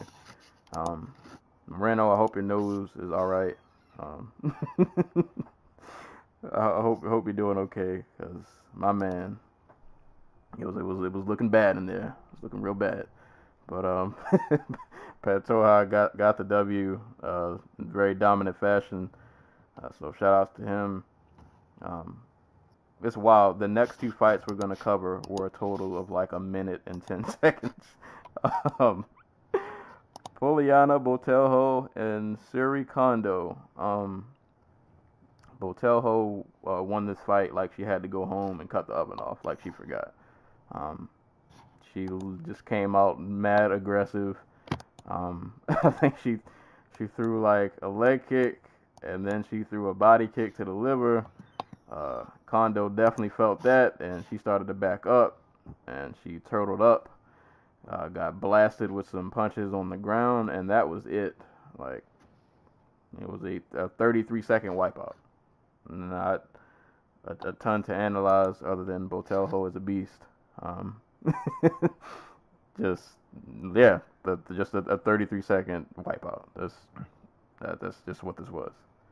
So they mentioned this on the broadcast, but like, she didn't start. I was gonna say fighting, but like, I want to say they said it like she had no sports experience until like 24. Until she was 24 years old. So in like 2013, she was just like, I guess she just went to the gym to go like lose some weight or whatever, and decided, fuck it, I'm gonna make this a life. I'm gonna make this my life now. So yeah, that's always cool because you get those stories a lot. Yeah, no, like complete and utter destruction by Botelho. That body kick landed with every part of the shin, right to Kondo's gut. Like just another person to keep an eye out on at 115. Joey would know better because he's been keeping up with this, but I think it's like the first strawweight stoppage we've had in a while, right? Probably, yeah. I feel like a lot of theirs normally goes to decision. Yeah. I know we had one in the co-main event, but this was before. I know we covered these backwards. The Dern one doesn't count because she was a flyweight. She was almost at the flyweight limit. Let's see. I'm gonna just go back to a couple cards. Like the Casey Waterson fight was a decision. This is the first one in a minute. So like, shouts to her. Like, that's a way to separate yourself from the pack. Right. I've never thought Kondo's like a high, like her ceiling was ever going to be like a title contender, but she's a solid fighter. She's a crushed kickboxing champion. Like, she is an experienced kickboxer. Who's fought other experienced kickboxers. So to go out there and knock her out in 30 seconds is a very good accomplishment. Like you said, there's not a lot to analyze. Like, props to her. Dude, she is tall as crap. Is she really 5'8"? Because that's me on a good day. Dude, that's tall for women's strawweight. Like, it's the same division where like Andrade and Torres fight, and they're like, Torres is like 5 feet on like being generous. Yeah, so definitely somebody to keep an eye on. Dude, like most women's bantamweights aren't even 5'8". I mean, I would say if she's, who did she fight before this? She fought Pro Gonzalez. Pro. Okay. I mean, you keep getting wins like this, man. You might shoot up there pretty fast, or at least get your name in the mix pretty fast. But yeah, I'm definitely looking forward to her next fight if she's out here catching bodies like this. So shout outs to Botelho, really just an impressive quick wipeout. keeping the theme of wipeouts. His next one only went 39 seconds. Gabriel Benitez and Humberto Bendine. I'm in pain. This entire fight was Benitez coming forward. Didn't he drop him with like a left hook uppercut? Yeah, deal? I think it was like an uppercut. He dropped him like almost like as soon as the fight started.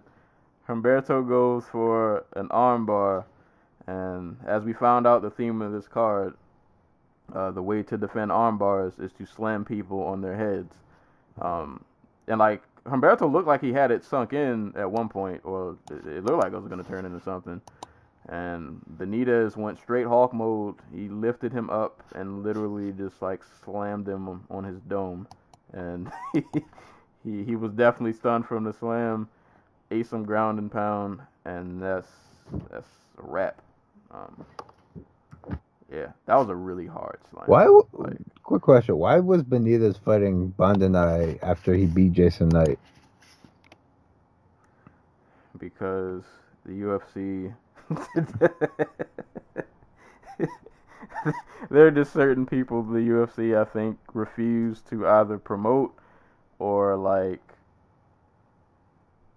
what's the word I'm looking for? Match properly?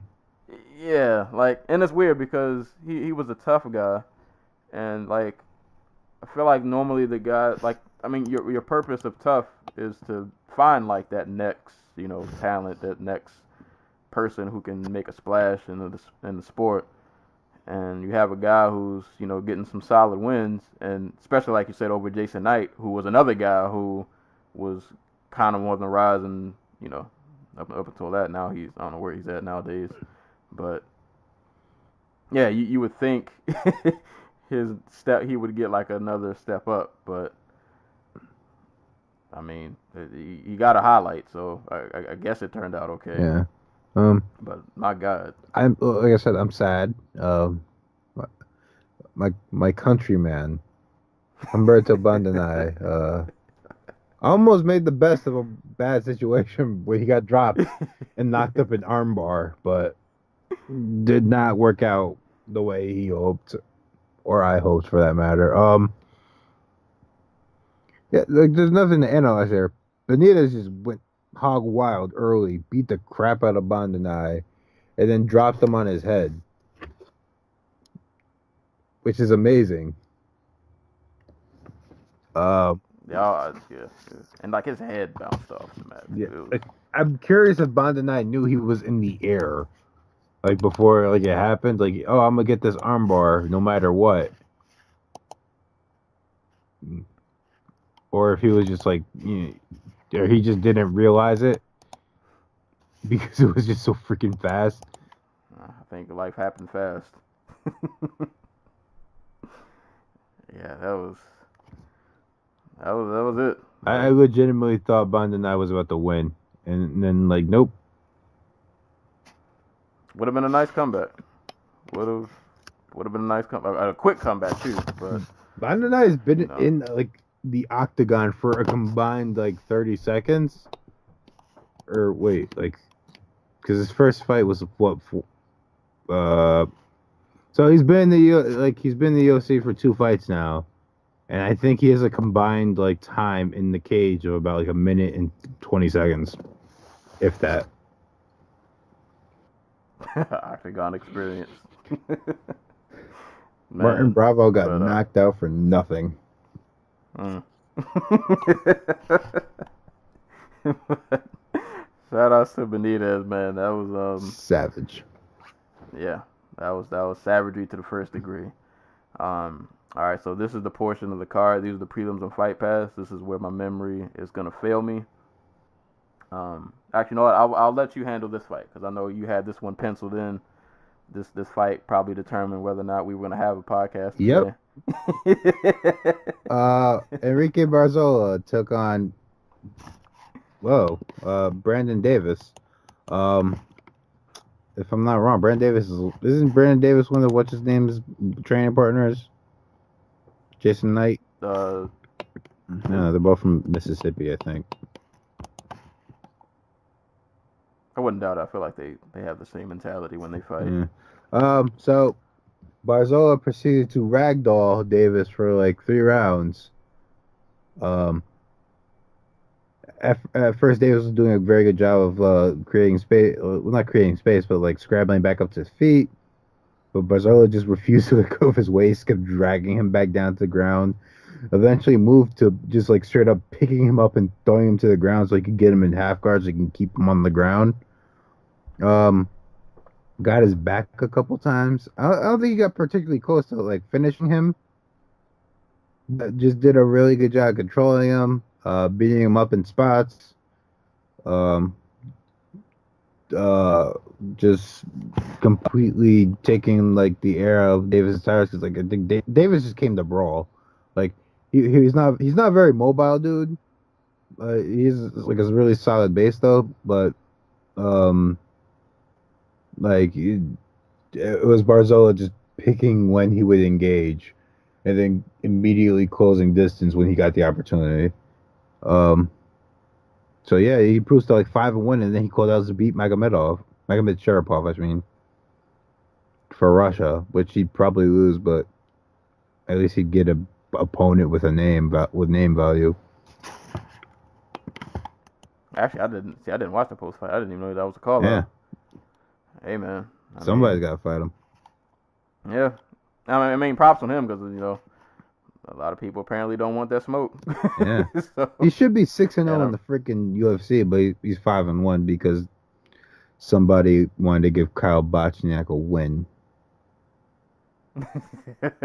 I'm still sour about that. Oh man, but yeah, I don't really have much to add other than he just kind of ragdolled him. I think I just had this random thought while this fight was going because Brandon Davis was from the Contender Series, right? Yes. I want to say. Yeah. I want to say so, yeah. And it's no, I don't want to sound like I'm bashing them, but guys like this sometimes I worry about. Like they're fun, they can bring it, but like there becomes a point where it's like that's only gonna get you but so far. Well, Especially that's the Dana White system where like this is why Dana White, who's the looking for a fight, hasn't turned out prospects like we wanted. Because Dana always goes for dudes like Brandon Davis, like who A have some type of marketability like Sage, who B like get an impressive win in like comeback fashion or in like a tough fight. Like he's not a talent scout, he's a fan. He looks for dudes like Chris Lieben, you know. Yeah, and it's not like I feel like you can be one of those guys that's you're fun and you bring the fight forward, but that's only going to take you but so far unless you have like something else to complement that. Like Sean O'Malley's kind of like he's bringing fights, but Sean O'Malley also has like incredible poise for somebody like his age. Like he has other things that are X factors that can make you go like, all right, he could be more than just a fun fighter maybe if he can put everything together. But with Davis, it's just kind of like he had a fun fight on a bad week of Dana White's Contender Series, and was able to parlay that into a UFC contract. Yeah, and I mean, who knows? Like maybe his next, they bring him back. Maybe the next fight goes his way, but I don't know. I don't know outside of just being a fun fighter, and then I don't know how long that'll last because you fight a guy like Enrique who seems to have more of an overall skill set, and your kind of fun fighting gets neutralized, and it kind of just doesn't matter anymore. So yeah, I don't know. I worry about guys like Davis, like when they bring them in and they're just a fun fighter. Like there needs to be something else in your game, or we'll bring you in for a couple fun fights and you might be right back out of the door. I mean, for Davis, like he might be able to parlay that into like a fight in ACB, a fight in Fight Nights, like that's the value for him. Yeah, and I mean, and that's not a bad thing. Like he's a guy like that at the least. you'll be able to get fights just based on your style. There's always a market for blood. So I mean, as long as you can string together some wins at some point, there's a market and a place for you, pretty much in any organization. But like the thing is, like Davis isn't having fights in the UFC. Like he lost, his fight with Steven Peterson was fun, but like the Bochniak fight wasn't fun, like at all. Yeah, we'll see what happens with him. But Barzola, yeah, he went in there, he held it down. Hey man, I say if he wants to beat, give him to beat. Apparently nobody wants to fight to beat, and if you got somebody out there who's willing to throw it on the line, I say give it to him, make it happen. This next fight I did not watch at all, so I can't comment. Frankie Saenz versus Henry Briones. Frankie Saenz won a unanimous decision, but I didn't watch this fight. This was the only fight I did not watch. Yeah, it was a Frankie Saenz. It was a Frankie Saenz fight. Awkward overhand rights open up the body shots. Awkward body shots open up the awkward overhand rights. He uses that to shoot for takedowns. When the takedowns start getting defended, he shoots for takedowns to open up the dirty boxing in the clinch. Just basically outworked Briones. Like Briones is a very limited style that works. Like he gives like guys like Cody Garbrandt and like Douglas De La Silva, Douglas De Andrade, like tough fights. And he gave Saenz a kind of tough fight, but Saenz won every round, so it's just hard work for Saenz. Like nothing to write home about. So shout out to him, I guess. Solid win, even though I didn't see it. This last fight, I wish I remember this more in detail. I only watched it once. I didn't get a chance to rewatch it. But Claudio Puelles and Felipe Silva. I just remember in this fight, on more than one occasion, Puelles looked like he was about to be out of there. He was on the brunt of a lot of punishment going on. There were multiple times where it looked like he was about to get sent home, and I almost feel like Felipe should have saw this coming, because I want to say in the first round Claudio went for a knee bar, but Felipe ended up getting out of it.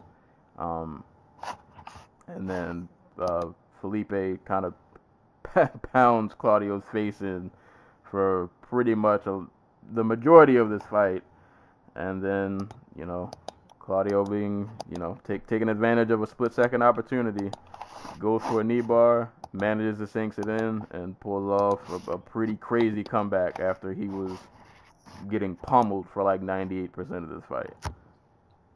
Yeah. Puelles is not a good striker. Like, at all. Because, yeah, Silva is, like, way more experienced. Like, he's an actual kickboxer. But, like, Puelles is, like, his punching mechanics are off, because like his strikes, like a lot of his strikes carried like no type of power. He was like straight up in the air a lot of the time. Like, yeah, he had to resort to running away a couple times. I want to say, like turning back and just splitting, because like he just couldn't get away from Silva. And Silva, 98% of his fight fought a smart ass fight. Didn't follow Puelles to the ground when he didn't have to. Was lighting him up on the feet, like at range, just like marching him down and landing like a 2 or 3 piece combination. He dropped him a couple times. Was it a couple times, or did he just rock him really hard? I want to say he dropped him. I could be wrong. My memory's kind of fuzzy on this. Yeah, I think he dropped him at least once. There was one time where he caught him with like a left hook as like Puelles was ducking, and like Puelles just decides to go to his ass because he's just like tired of getting like his butt kicked. But Silva hangs out with Puelles just a little too long on the ground and gets caught in a knee bar. So the fight game is a fickle mistress. Yep. It's one of those moments, man. Life. You could tell he is just full of this like bitterness today because it's like that didn't have to happen like that. It didn't. Yeah. But hey, man, all you need is one opportunity. If you can, you know, I guess good on Claudio just for still having his wits about him after getting punished for that long, and still, you know, being aware enough to go for the knee bar and then sink it in. But yeah, Felipe, that's got to be. I know when he woke up this morning, he was pretty angry. That's ugh. But shout out to Claudio, man. Crazy comeback. So good on him. I mean, overall, I would say that this card, and that was the last fight. Overall, this card was solid. It was a bit long, but I feel like we say that every week, unless it's a Fox card, because they only give us the 4 fights, which I love. But you know, we saw some prospects make some waves, which is always good. You know, Usman makes another step up the ladder.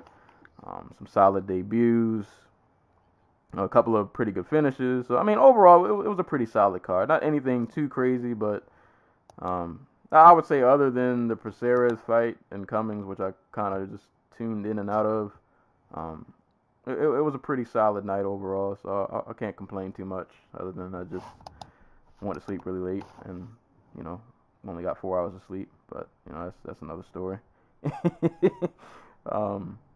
So yeah, that was UFC Fight Night 129 in Chile. So pretty solid event. Definitely, guys, if you didn't get a chance, go back and check out some of these performances. Definitely a lot of the finishes we mentioned, because a lot of them were really brutal and beautiful to watch. So give those a watch.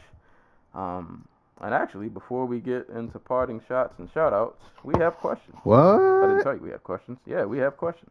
A couple of them, actually. Are they all from Stokes? So, no, they're spread out a little okay. bit. We got 2 from Stokes, and I got 2 from Twitter. So give me a quick second. Let me pull up Stokes' questions. All right. So shout outs to Stokes. He is our other resident roommate of the podcast who pops in here and there.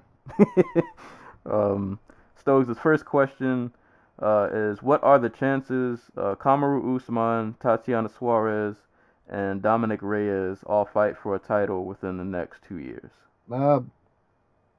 Pretty high, considering, especially for Reyes' case, that division is basically empty. Suarez, between all three, like Suarez, probably it's the toughest road ahead of her, just because like she's really inexperienced. Usman, he's right there. He's what, 8 fights in a row, 9 fights in a row, something like that. I mean, like, they would have to match him up with somebody really poor for him not to get a title shot. Like maybe like Wonder Boy wins and they match him up with like Wonder Boy, just so they don't have to give him a title shot. Which would be dickish, okay. But yeah, I would say out of these 3, like you said, the easiest, not the easiest, but yeah, the person who has the clearest road ahead is definitely Reyes. 205 is a lot of old men. You got some power hitters in there, but I think Reyes can hold his own and find his way to a title shot. If he wins, depending on who's champ, you know, it's another question. But as far as just making it to a title shot, I can definitely see him within the next 2 years. I'm pretty sure he'll be up there. He'll be knocking on that door. Suarez, man, 115 I don't think gets enough credit. There's a lot of talent at 115. Yeah. So as good as Suarez is, her road is not the easiest. There are just a lot of people in like that top 5 that can probably just stump the brakes on you.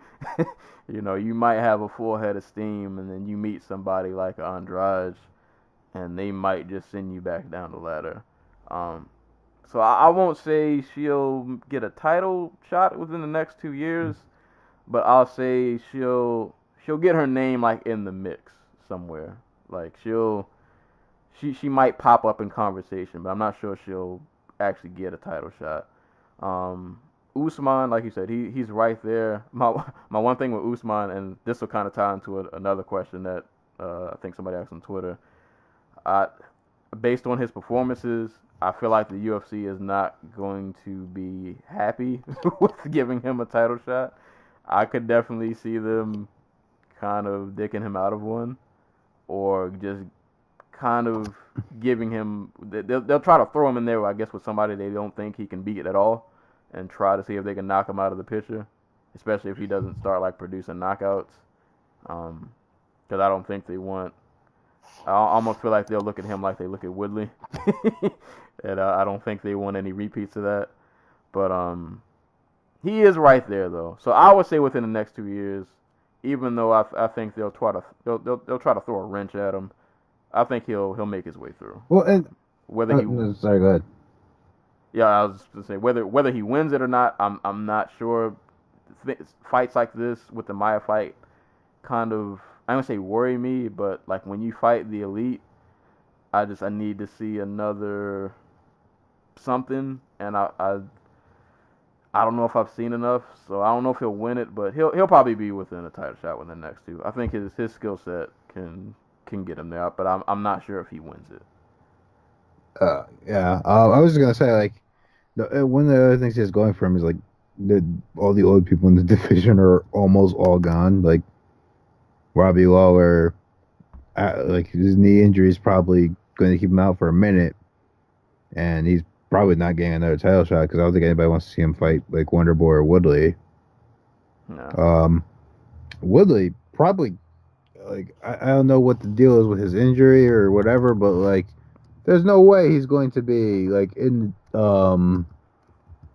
like 2 years from now, like he's probably not going to be champion. Like I'm not banking that anything other than he's going to be 38 in 2 years. And he's starting to have injury problems. So there's that. So his main competition for a title shot is going to be Wonder Boy, who has 2 god awful fights with Tyron Woodley. Or let's just say god awful performances. It's Tyron Woodley. Till, who I think the UFC wants to get a title shot, but they matched him up with Wonder Boy. So there's a serious chance he takes the L. And Colby Covington and RDA, who are about to, like, one of them's about to send the other one home. So chances are there. Yeah, he has a pretty high. He can make it there. Right. I'm just not sure if he climbs the mountain, but he'll definitely put himself in position. And Stokes' second question, and this is not MMA related. What's more impressive, LeBron coming back down from 3-1, or LeBron taking this 2018 Cavs team to the championship? I'm gonna say 3-1. I'm gonna say 3-1 too, because that's just not supposed to happen. And against like that Golden State team that year that went 73 or whatever and whatever, like that just wasn't supposed to happen. And the only reason I can't go with taking this team to the championship is I think the team that he took against my Spurs when he first came in the league, that was more impressive because that team was trash. That team was all trash. How they made it to the finals even though they got swept was, that team was trash. This team has talent. They just don't play well at all. But yeah, I'm going 3-1. So thank you. Shout outs to Stokes as always, getting us the Tumblr questions. And then we got 2 questions from Twitter. So shout outs to at Inward Look. His question is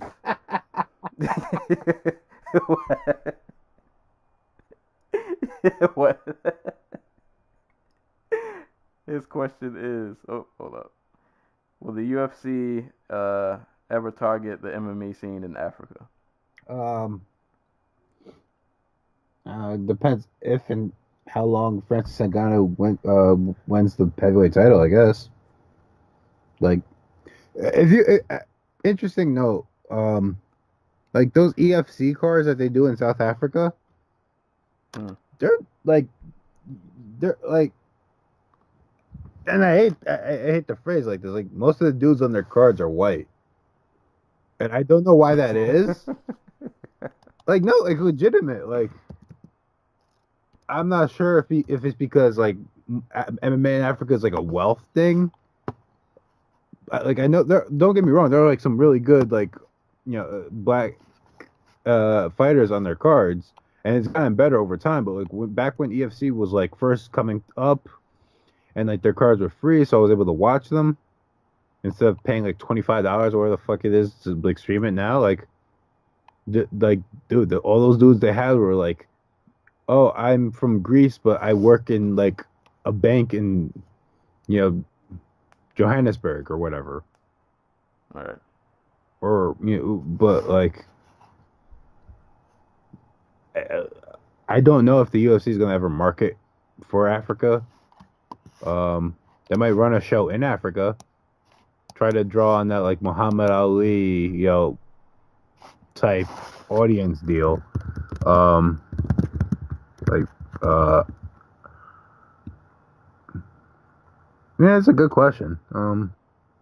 It all depends on the talent. If Francis Ngannou wins the title and he ends up like defending it 2 or 3 times, I could definitely see them just being like, yeah, we're gonna go do a show in Africa. I gotta say no. I hate to be that guy. I don't think they will. And I feel like even if Ngannou wins, like I don't know, they might do a show over there once or twice, try to do like a quick money grab.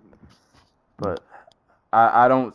I say no because I don't see them making like a real effort, like literally taking the time to maybe try to find like the best of the best from that region and try to bring them over, and maybe develop a star out of a few. It's just I don't really know what. As much as we talk about like Bellator not bringing in talent, like the UFC brings in talent, but like I don't know if they know what to do with them. Like like how we were talking about Benitez. Like you got somebody who could, maybe tap the Mexican market a bit, but we're just kind of just relegating him to Chilean undercards. Yeah, he's stashed away on an undercard where nobody's gonna see him. And I mean, not to say like I get it, like Benitez didn't have the hype of like a Yair, but I mean, you would think still that this was a guy who you had on Tough. Your purpose of Tough, at least I would think, is you're trying to find like that next guy, that next good talent. Maybe try to push him a little bit. Like I feel like they don't push enough with the talent they have now. So I have no reason to believe that they're going to search any other area of the globe, albeit if it's Africa or any other continent. I don't see a reason to believe that they're really going to make an effort to push somebody, from any other region to the forefront. I don't see it. Like if they do a show in Africa, it's going to be like. It's not going to be like a money grab. It's going to be like a moment grab, Like they want to create that moment with that they can play on their like high on their I don't know like international business deals like highlight reel or whatever. Where like, oh, we did this thing with X Fighter, and it was like this big event where like 100,000 people showed up to come see like this dude from like Cameroon who was who worked in a sand pit like as a shoveling to like because I think that's why we're seeing them go to like Russia and we're seeing them break into mainland China because I don't want to say they fooled somebody, but they might have fooled somebody, like a money marker of some type, to like, hey, we can do this for you, you know. So Yeah. it would be laced with that type of cynicism, I guess. Yeah. And like I hope I'm wrong because obviously the more talent you bring in, the better. It's better for the sport. And I mean, it's always cool to just see other people who haven't been getting any kind of shine or spotlight. Let them get a chance to showcase their talents. But like we might see them sprinkle in a few here and there, but I don't see like a real concerted effort to push to you know Africa's MMA scene to the forefront. But I like to hope I'm wrong, but I'm gonna have to say I don't think they'll really be And targeting it. again, real quick, dude, like the scene in for other combat sports in Africa for that are outside of like South Africa are not great. Like there's a reason a lot of these African dudes who are winning world titles, they come here to do that because that's where the money is. Like I forget their names, but who's the dude who beat Eddie Chambers? Uh, Basically he fought in a gymnasium after he beat Eddie Chambers for the title against another highly ranked like African dude. We'll go find Theobasu Theobisu Mchunu. He fought and lost to Elunga Makabu, and they fought in like a convention center in Durban. That's South Africa. I think it's like it's not a big place. The hall sits like 1,600 people. And I think that's where they fought. So like the TV deals are a little bit different there. Like everything's different. So Yeah. So we'll see, but I won't be holding.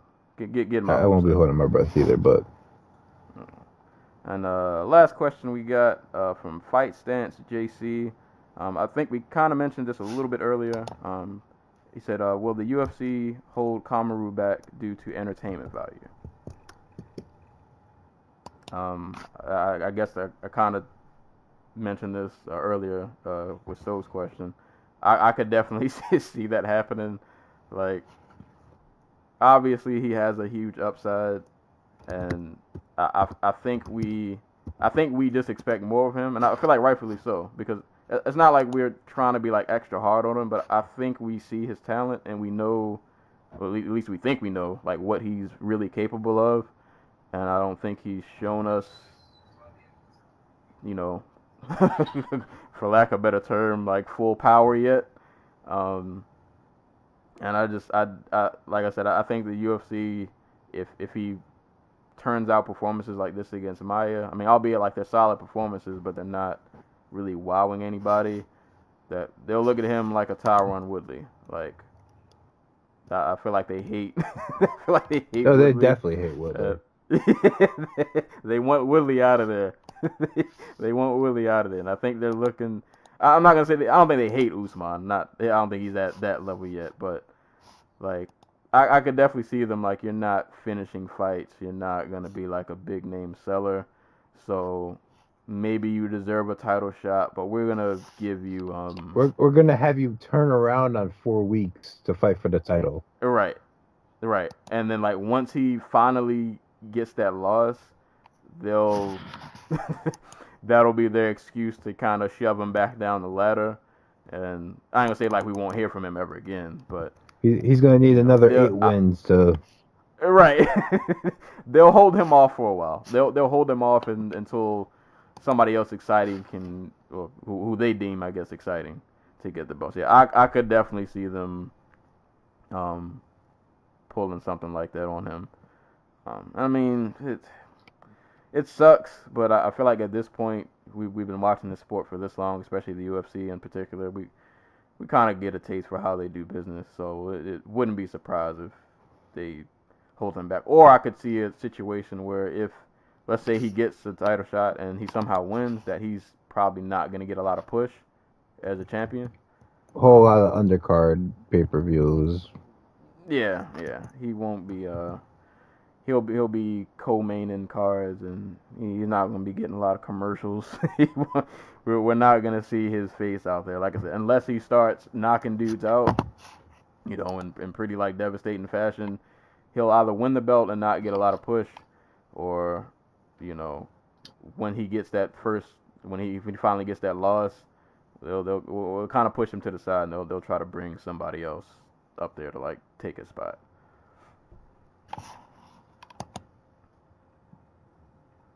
Yeah.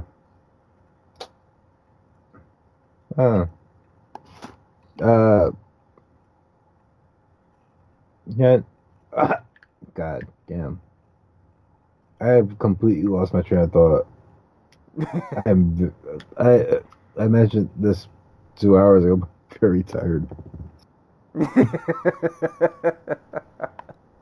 Were you on the finishing lap? That was the last question. Yeah, no,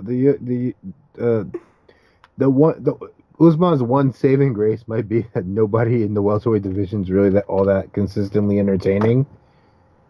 Like Condit's gone, Lawler's old, RDA is not a finisher at welterweight, but he's probably the most exciting of like the whole group they have at the top there. Because it's like Wonder Boy, who's can be good, but is not always good because it depends on the matchup. Freaking, we just saw like Colby Covington like at his best, and it didn't look like a fight between two top 10 fighters. Like, we already know they hate Tyron Woodley with like a passion. Who else is in that conversation of like top of the division? Like the most exciting person at the top of this division is Ponzinibbio, and he also might be like talent wise on the lower end of that. Like Darren Till, like I said, I can see the potential for Darren Till boring fights, and I guess we'll learn for sure next Sunday when he fights Wonder Boy, which is my birthday, by the way. Just throwing that out there. Feliz cumpleaños. No problem. And like, yeah, like there are not a lot of action fighters at the top of this division, man. So that might save Usman, but they seem to have marked him out like specifically, like they did Woodley. So basically, I feel like at this point, Usman's worst enemy is himself. Like, if you can go out there and finish the next guy, maybe you turn some of this around. That's all it takes sometimes, man. Just one, like he gets Ponzinibbio, he just like somehow finishes him in the third round, like on ground and pound.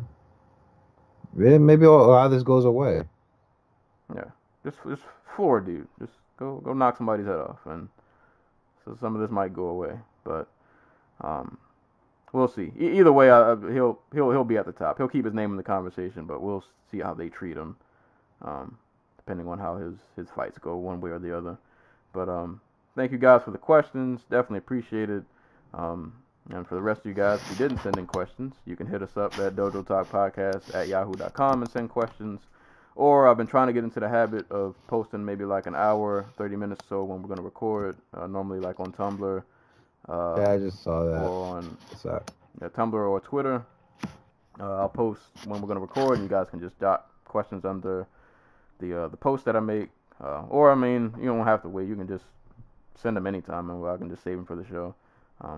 But either way, thank you guys for answering questions. Definitely appreciate it. We always appreciate any kind of fan interaction. And I figure if we answer your question, you should hint. You should share this episode with a friend. Get the numbers up. Grow the fan base. Greatly appreciate it. We're trying to replace the MMA hour. There you go.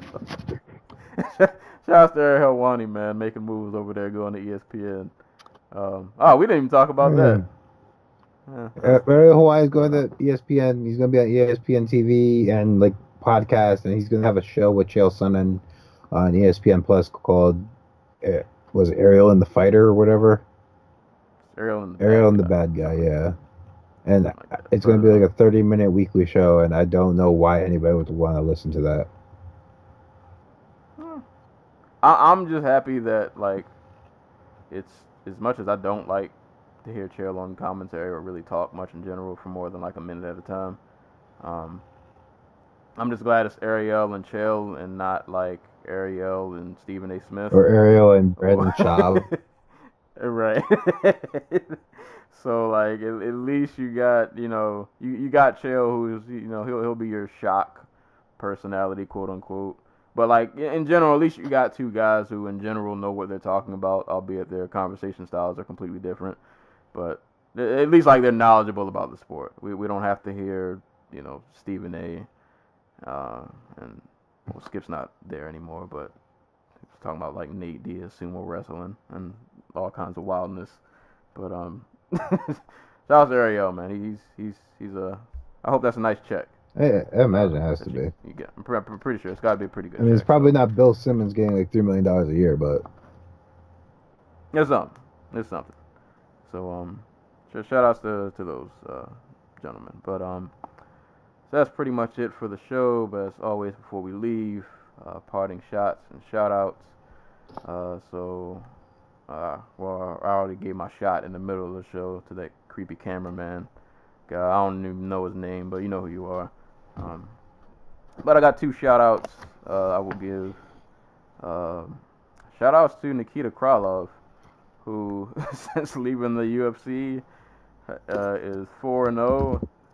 He recently put the pause on Fabio Maldonado this weekend at Fight Nights Global. He is now their light heavyweight champ. Yeah, it's still wild that the UFC just kind of let him walk. He was another young guy who, I'm not saying he would have been like won a title, but he was a youthful talent who obviously had an upside. Who if in the UFC, I'm pretty sure would have still been around making a name for himself. But either way, outside of the UFC, he's looks like he's doing pretty good for himself, and he gave Maldonado the business. So shout outs to him. And shout outs to Masakatsu Ueda, who fought at Pancreas. I don't know what day this was. Sometime this weekend. It's Pancreas 296. Pancreas. Yep. Sorry. I already said that wrong. I think your pancreas is an organ. Yeah. But he retired after his fight. I think he won the fight. I did not, because I didn't watch it. I just kind of saw a headline. But he won the fight, and he presumed to retire. He ends his career with a 26-6-2 record. Notable wins over guys like Kyoji Horiguchi, Jens Pulver, Ramina Sato. I think he has a win over Eduardo Dantes too. So shout outs to him. Pretty solid career. Never was in the UFC, but was just one of those guys outside of the UFC who was really good, who managed to, stick around in the sport for a fairly long time. And I want to say one of the few fighters who leaves this sport, I think, on a win streak. I feel like a lot of guys, when they retire, they get their chins knocked off. So he left in as graceful as a fashion you could hope for in this sport, because it's not always kind to those who decide to leave, a la Vitor Belfort, even though he'll probably be back in like 6 months. But shout outs to him. So those are my parting shots and shout outs. Crap, I had one. Shout out to Anderson .Paak. Dropped with probably my favorite song of the year so far. Oh yeah, that bubbling. Fucking amazing. I did not expect that track to like slap that hard. Dude, what was the song he did with Glow Up for K-Tron's album? I can't remember how to pronounce the dude's. K-Tron's album, yeah. I was like, oh shit, he's back to rapping. I'm like, goddamn. Again, if my enthusiasm isn't showing through, it's because I am very tired. So shouts to him, because probably I think he's my favorite musician doing things today. Like honestly, so shouts to him. This is okay. So in my never-ending quest to get out of my comfort zone with my music, Oh boy. well, I say that it's still hip hop, but well, to get out of my familiar zone with music, I guess. I've been scouring every freaking Vice and weird hip hop blog there is to find like new like women rappers to listen to. And you know, there have been a few. My favorite name so far was the chick who calls herself Jungle Pussy. I've heard of her. She was on one of the blog sites I go on. I never listened to any of her songs though, but I've seen that name pop up a few times. She alright, she alright. But my favorite was this chick named Lizzo. So far, so who you know, just really positive music. She's pretty damn talented. She can sing and rap. And not in that like Cardi B, we're gonna have you sing on a song way. Like she can actually sing. It, she's just really good, and like I enjoyed like the few songs of hers I heard. Like what was it?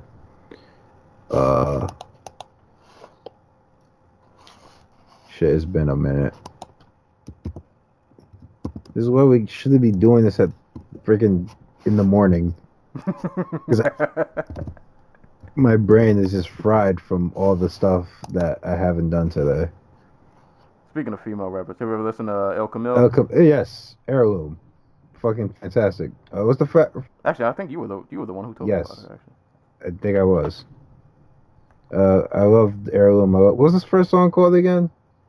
Because that was the first song I heard from her. It was the first song on the album. got El Camille, got Black. Yeah, that's it. But this Lizzo chick, Truth Hurts, good as hell. Good as hell. Like you need a song to pick you up in the morning. That song, I'm gonna listen to it when this is over. Pick myself up. Get me ready for the rest of my day. Like it isn't 12 o'clock in the afternoon. Right. Oh man, there are actually on the low, and this would be a whole nother conversation. There are a lot of good female rappers. Oh, I've seen her before. Who, Lizzo? I never. Yeah. Now that I'm looking at it, I've seen her face before. Cause I watched. I didn't see Truth Hurts though. I don't remember what song of hers. It might have been Fitness. I've seen this face before. Like somebody told me about her. Yeah, she gets around. She's doing TV and stuff. She was on RuPaul's Drag Race. She was a musical guest on like the David Letterman late night show.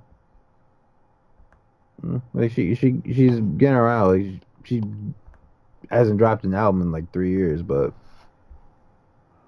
there are a lot of and obviously this would be a whole nother conversation, but I'm gonna throw it out there anyway. There are a lot of like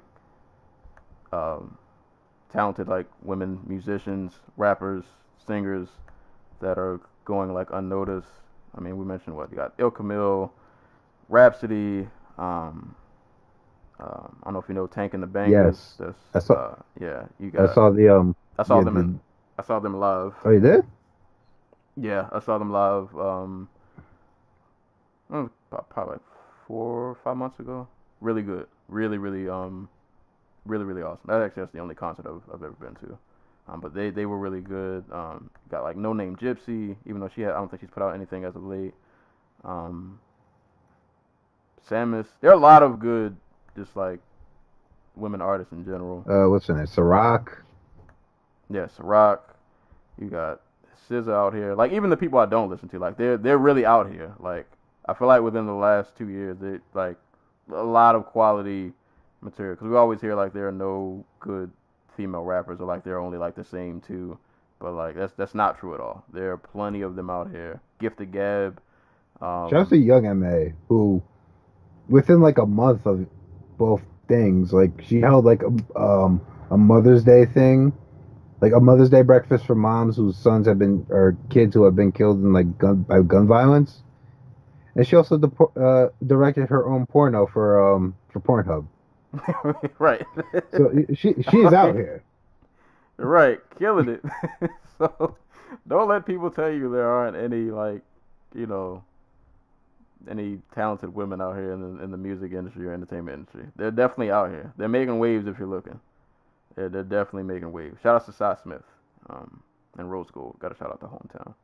Oh wait, there was one group. I don't think they make music anymore, but they call themselves the Rich White Ladies. Of course, neither one of them is white, but God, it's like, uh, like like their hits, like their big song was like "No Bad Vibes in Wimbledon." Okay, I see Wimbledon. Oh my God, that's like brilliant freaking. If you're gonna have a gimmick in hip hop, make like that's a brilliant one to have. So yeah, man. Shout out to all the ladies out here, man. Really, really killing it in all areas of entertainment. Like really out here killing it. Um, but yeah, we're coming up about 2 hours and 30 minutes, and I want to go see Deadpool. So I'm gonna use my $4 T-Mobile ticket and go make that happen. But as always, before we get out of here, this podcast can be listened to on YouTube, SoundCloud, iTunes. If you're on iTunes, please rate, subscribe, leave a review. Give us some more 5 stars. We haven't gotten any reviews in a while, but I do appreciate the ones we have. But you know, we can always get more. So hinty hint. If you're one of the people who sent in the question and we answered, you can do us that return favor. Maybe just give us a nice little rating on iTunes.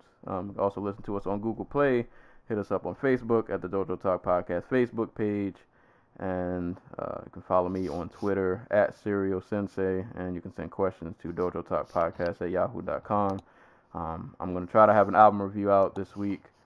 I might do a birthday episode and bestow my soon-to-be 29-year-old knowledge that I have, or maybe I don't have, but I'm going to make it seem like I have it. I'm pondering doing a birthday episode, but we'll see.